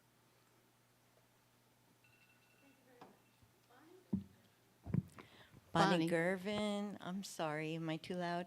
I am a homeowner, District 8. Thank you guys for being here. I am also a member of Center Congregational Church, where we collect by fundraising and by Sunday offerings money for many of the different human service organizations. I just want to preface that because what I would like a deep dive into is Groundworks Collaborative, who's been granted $75,000. I would like all human service organizations to have to be responsible for the money that they receive, in that they show how they take care of that money and how they use that money. I would like to give an example. Groundworks Collaborative asked many town properties if they would allow them to put up a porta potty. Center Congregational Church was the only one that agreed to the porta potty. The porta potty company agreed to do weekly maintenances. We informed Groundworks that a daily cleaning was necessary. Every day there were needles, bloody clothing, trash, and excrement that didn't make it into the John. The cleanup was then forced on the church staff, and because of the location, which we house Center for Children, we had to also clean up the lawn that had needles and trash all over it. So we will not be renewing this request without a daily cleanup agreement. We were the only organization in town willing to have a porta potty, which was used by everybody. So I would like us to really think about that and make Groundworks responsible if they're going to set up something. Thank you. Thank you very much, Bonnie. Kate O'Connor.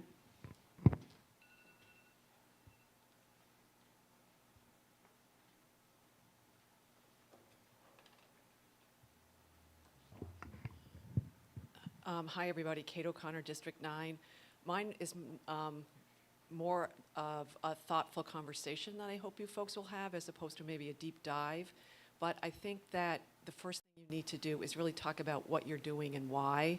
Are you just looking at this as the FY26 budget, or are you looking at it as the FY26 budget in continuation into the FY27 budget? If you don't, and I think the taxpayers in this community, or all the residents in this community, need to know how you're seeing the decisions that you're making.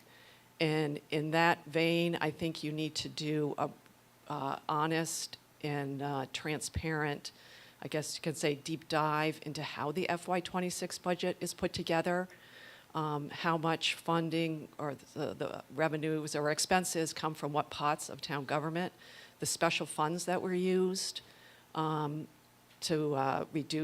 make the reductions, because that's like fundamentally the question here is how much money actually do we have? And as you all know, I believe that we're in a financial crisis based on the decisions that were made by the previous board and specifically because of FY26. And I think that, you know, our community needs to know what our select board thinks about that and how you're tackling this. And I think there needs to be honesty and transparency because I think a lot of people, you know, believe we can do things that we actually do not have the money to do. And we all need to be honest about that, particularly you folks, and I really appreciate it. Thank you. Thank you very much. Megan Gray, and then Nell Mayo.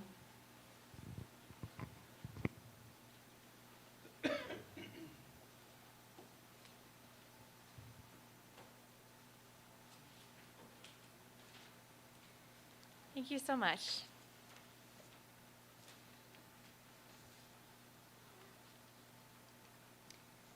I appreciate this question in particular because,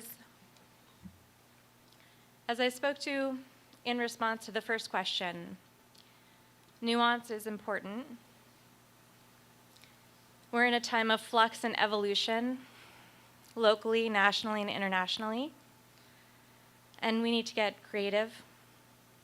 And the deep dives might diverge from known paths. I encourage you to be creative and to resource yourselves, utilize community members, and share the burden of your responsibilities, which I know are particularly greater by lessening town staff recently, the departure of the assistant town manager, the lack of a financial, is it a manager? Did I get that correct? So just in recognition of the burdens that you're shouldering, I encourage you to, you know, if it looks like more forums like this or by, you know, informal asks, we have a lot of resources within our community. And I encourage you in general. I'd like to see the select board do a deep dive on the decision-making process about the unassigned fund balance. How is an issue to do with staffing or to do with the culture downtown designated an emergency?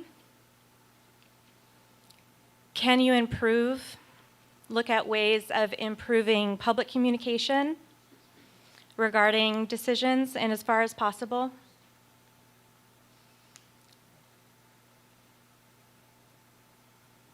I'd like to join another community member who spoke in encouraging you to look towards the known unknown represented by the climate crisis. We know that crises are coming. We don't know when or what they're going to look like.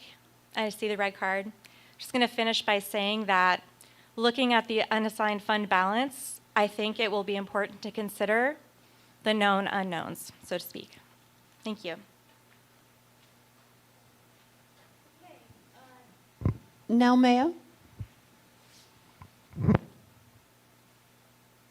Hi, Nell Mayo, again, District 8. I'm going to continue what I had started on last time by saying I would like a deep dive into the proposed substation, in large part because I question whether or not it would be able to actually be completed at that cost, what it would mean to future town budgets to be adding that kind of like municipal ownership. I understand the transportation center is already owned, but if you are responsible for maintaining the space in it, I think you have to consider what that would add to a budget. You already have a municipal building, as do many towns, that kind of fall behind in terms of maintenance. You can tell it by going into our municipal building what the indoor air quality is like. I say that as someone who works in high performance home building.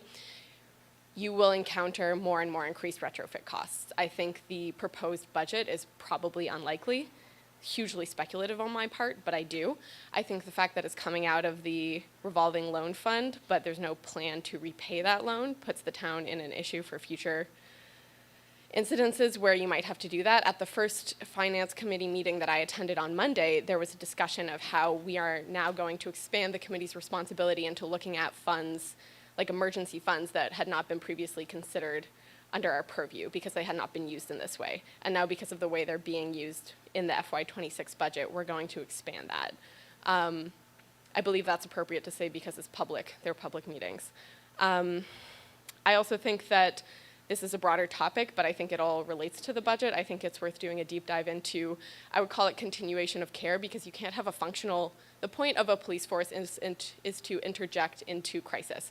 And so if they have nowhere to pass those people off to, you are not going to see a reduction in the issues that everyone here is concerned about. If somebody is escalated in town due to mental health, which whether or not that's a condition or an underlying cause, like created by homelessness, you need continuation of care. We have lots of programs that release into homelessness, the hospital and the retreat. People don't always come from here. It cannot all be on the police because it's just, frankly, they can't solve it all. That's all. So other services. Thank you very much. Randy Blodgett, and then Sarah Gagnon again. Randy left. Sarah? Sarah Gagnon? Gagnon. She left too. Moving right along. Neil Yanders.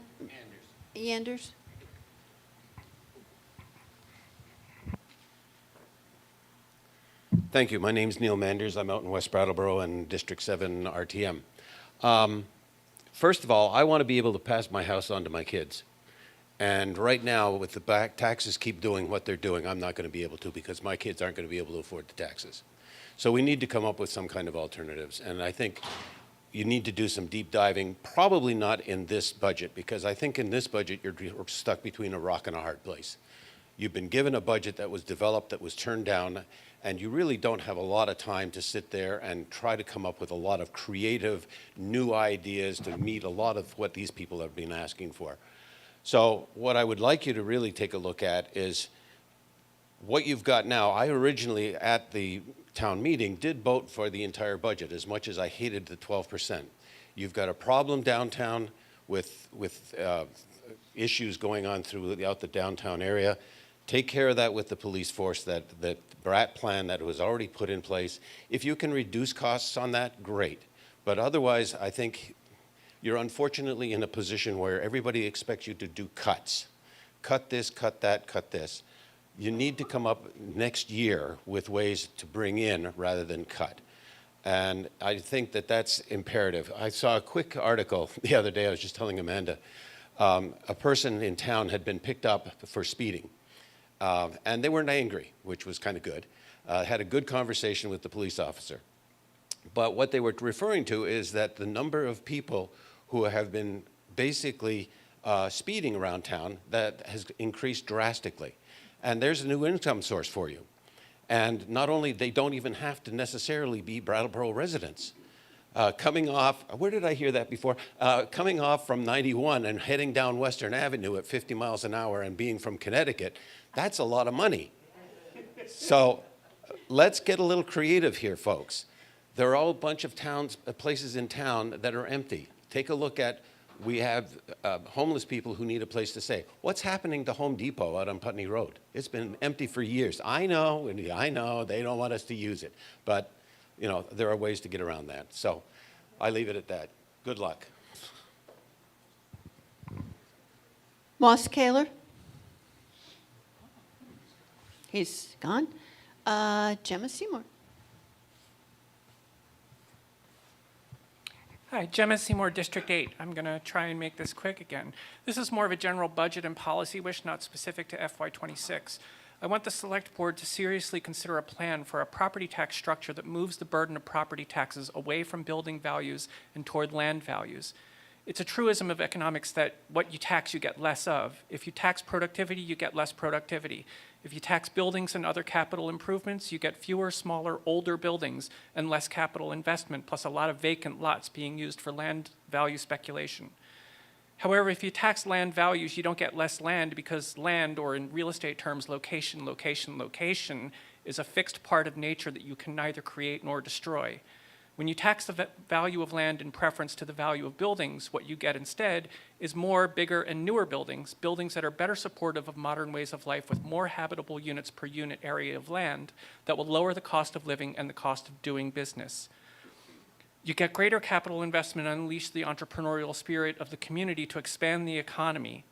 Better yet, you remove the pressures of sprawling motor vehicle dependent development on agricultural, rural, and wilderness lands and ensure the viability of human scaled living. Towns and cities are the greenest technology that it is possible to conceive. We don't need a Green New Deal so much as we simply need to waste a great deal less energy.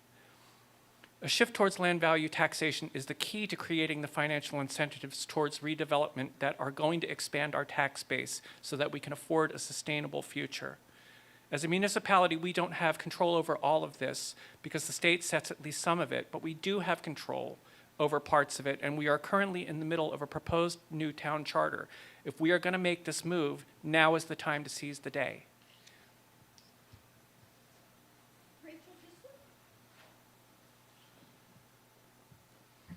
Hi again, Rachel Disler, District 9. Promise I'll be quicker this time.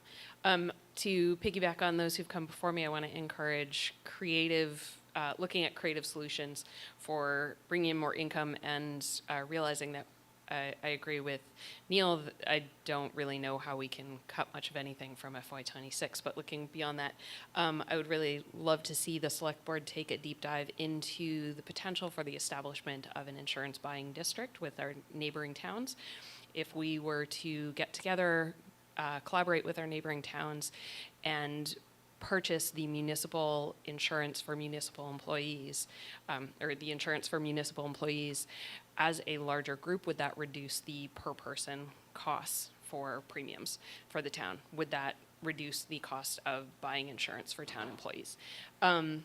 As well, I'd really love to see the Select Board take a dive into what would it cost for the town to have a municipal sanitation department rather than contracting with Casella, who currently have us over a barrel with they doubled the cost of our waste collection from our contract with Triple T Trucking. And I would also love to see further exploration of the bill that was, I don't know if you would call it a bill, that was tabled in the town report. There was reference to something that was tabled regarding incentivizing building owners to actually fill empty properties, commercial properties, rather than letting them stand empty for years upon years. And lastly, just a thought on the potential for a progressive tax on highest income earners to shift some of the burden to those in our town with the most resources and shift some of the weight off of middle income and lower income families. Thank you.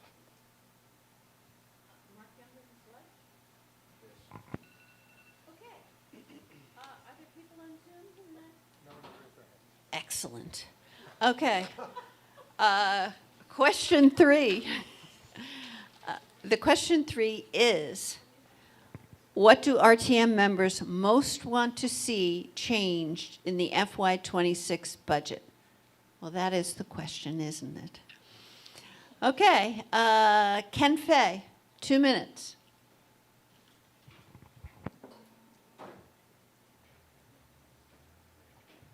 Before my time starts, you're asking RTM members. Is it just RTM members, or is it's the whole public can speak? Okay, now you can start. The changes that I would look for in terms of the budget are probably not going to happen, but I'd like to, think about going back to Rescue Inc. The cost of all the extra employees, because bottom line, employees are going to lower the budget. The library, you're talking pennies versus dollars, for the myriad, the paper cuts. So going back to Rescue Inc. is one. The other one is the added police. In lieu of the police, I was thinking, and it's a late 13th hour, thing, but having a volunteer, sort of like a really, a much, much nicer guardian angel type volunteer group. Brattleboro has a lot of volunteers. Everybody here probably, loves the town. You would have people volunteering.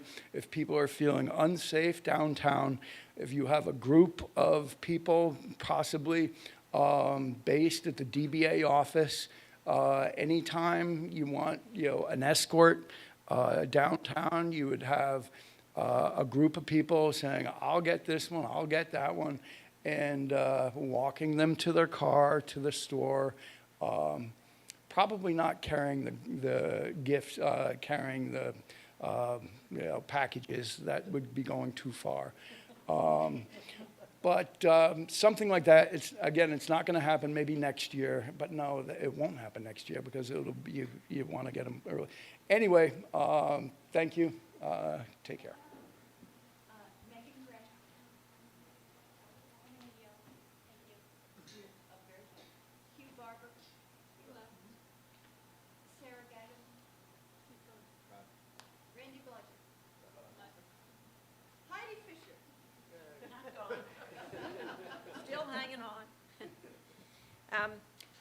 I'm glad Nell brought up the substation, because I too was thinking about why, when we have what I thought was empty until I was in the municipal center today and saw that the Brat team is already in the old police station, I thought, we have this space, it's on Main Street, maybe that's not as perfect a location as the transportation center, but it doesn't cost us $700,000.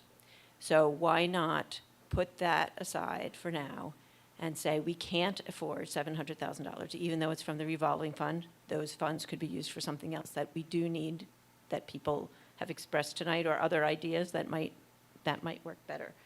And in terms of Ken's comment to rescue, it's no surprise that I'm a supporter of that idea of let's look at going back to rescue. That's one thought. But also, with that aside, since I know that would be a long, complicated thing, I still urge the select board to try to get some clarity from fire EMS what their expenses are, because we still have not gotten that answer. I've asked multiple times at multiple meetings and keep being put off by that. And I think we don't really know what the fire EMS is costing us, or what revenue we really have, if we have any, because we don't have what the expenses are. So I urge you to look at that, and that might be the deep dive question. I might have signed up for the wrong one. And the last thing I had in mind, which I can't see without my glasses, is I think we do need to look at staff, as much as I hate to say that, but also consider things like the school district, the teachers who went on strike in Bennington a number of years ago, who the teachers said, okay, we don't want to lose positions, so we'll take a larger increase for this year so we can keep positions. Let's be creative in our thinking. Our department heads know their staff, know their people, could present such things. And I did notice that in just looking through the budget that the department heads, and I mentioned this to Amanda, is that the department head increases this year range from 2.8 to 6.9%, and I think that should be looked at too.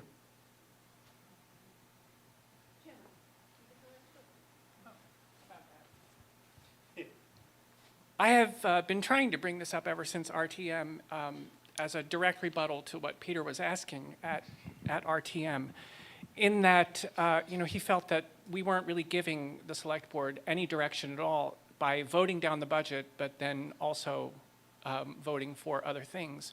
And I just want to reiterate that I'm not necessarily looking for a reduction in property taxes, even from the 12.1% in the proposed budget, so much as I just think that the priorities of the budget are out of line with our needs. The one thing in the budget that I really do have to disagree with is the drastic expansion of the police budget. Now, this is a matter of opinion. I know that people disagree with me, and I'm willing to compromise on that. Perhaps we do need to invest some more in the police department, but the amount that was slated for it is just too much.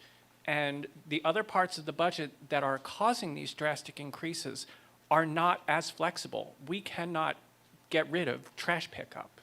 We can't stop plowing the roads. And our roads are in, by the way, the worst condition that I have seen in the 10 years that I've lived here. And that impacts me as a bicyclist as well as it impacts people on the street. In fact, it probably impacts me more because you really don't want to hit a pothole on a bicycle with a load of groceries. And that brings me to my other point, which is to say that talking about building bicycle infrastructure based upon how many people are counted riding bikes is a lot like talking about where to build a bridge based on how many people are swimming across the river. You have to build it before people will come. And I would like to see more money allocated towards bicycle infrastructure immediately in this town. Thank you.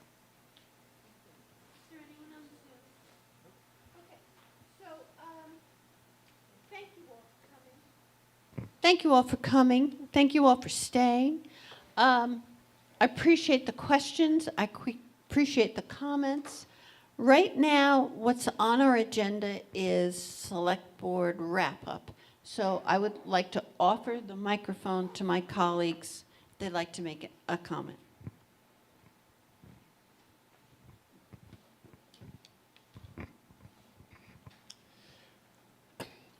I appreciate all of you who've shown up here, and especially those who have stayed to the very end, for taking the time and for caring so much about our beloved Brattleboro.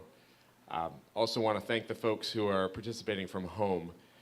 We've heard tonight people's concerns about safety, about costs of living here, and we've also heard about the concerns that people have for our vulnerable neighbors and family members, a desire for solidarity, for equity, and taking care of our town.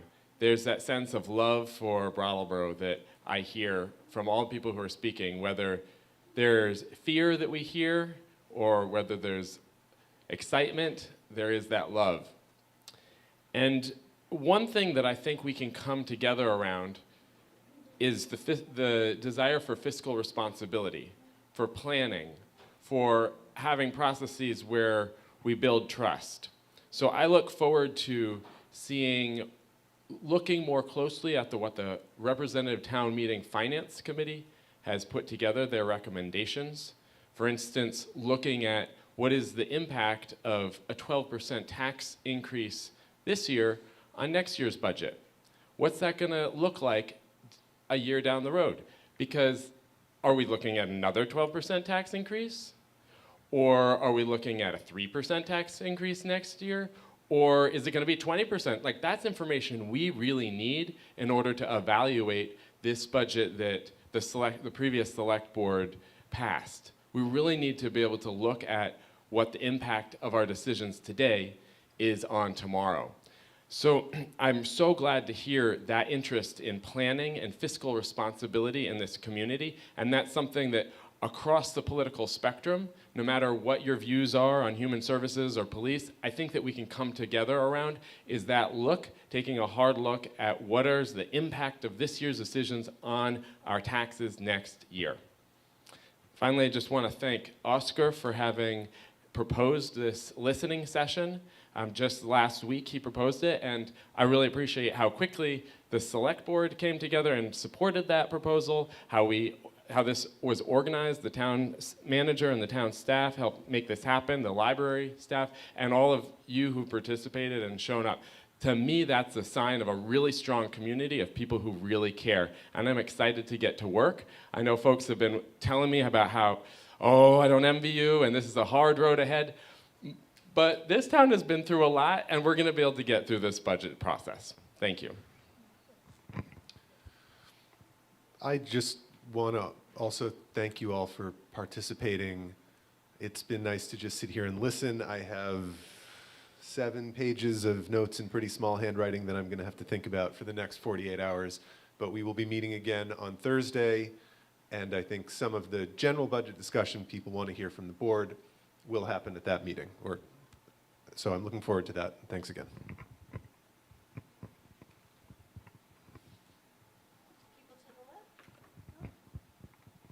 We're going to the far left over here. Anyway, yeah, themes. I just want to talk about themes, just so you know I was listening. Transparency, safety, parks, rec, library, big and strong, business growth, nature, climate crisis, accessibility, in the words of Gemma, freedom and unity for all. I mean, it was great. What I want to say is I appreciated the high schoolers coming. I think that was awesome. I hope that if you have contact with youth in our community, say, bring it on. Come to your select board meetings. Keep pushing for some select board influence. I think that's really great. And I want to say that it's an honor to be here. And like Isaac said, everybody's like, oh, it's a lot of work. It's a lot of fun. And it's truly an honor. Consider it yourselves. My turn. So, yeah, we took a lot of input here tonight. You can tell the difference between somebody who uses a microphone for a living and those that don't. Sorry for the loudness. You know, for me, it all boils down to having a downtown that everybody wants to utilize, right? And if we have a downtown that everyone wants to utilize, then the town as a whole flourishes, and there does become less of an issue that seems to have us caught up in this 2% number, which again, I'll just put out there, when they put it out 2 or 3 years ago, I stood up in favor of it because I believe in the work that a lot of these organizations do. But I also believe that if we are not protecting our economic center, which is our downtown, which again was a big theme that I had heard here throughout the night, that, you know, all of these things get called into question. I do believe one thing, having served this community for the 35 years that I've had, through its tragedies, through its triumphs, that the one thing that we do here in this town is that we figure it out at the end of the day. And we come together, we make the hard decision, and we move forward, and we just figure it out. One thing I would not like to echo that Amanda just said, this is not fun. This is hard work. We're not pushing cows out the pasture, lady. I'm up for the task, though. It is anything that I did in this town that was worthwhile was hard, and that's kind of my point. And I think that everybody on this board has that focus. We'll meet in the middle, and we'll get it done. Thank you for showing up. It really, the listening session was really good for me to hear. So I thank everybody who stood up tonight. I know that can be hard. I know that we did have a little bit of a problem, and I apologize on behalf of those that were affected by that. But you know, we'll do a better job at trying to wrangle that in. I'll give Peter the last word, and I'll see you all on Thursday in the Select Board Meeting Room at 6:15. Thank you all for coming.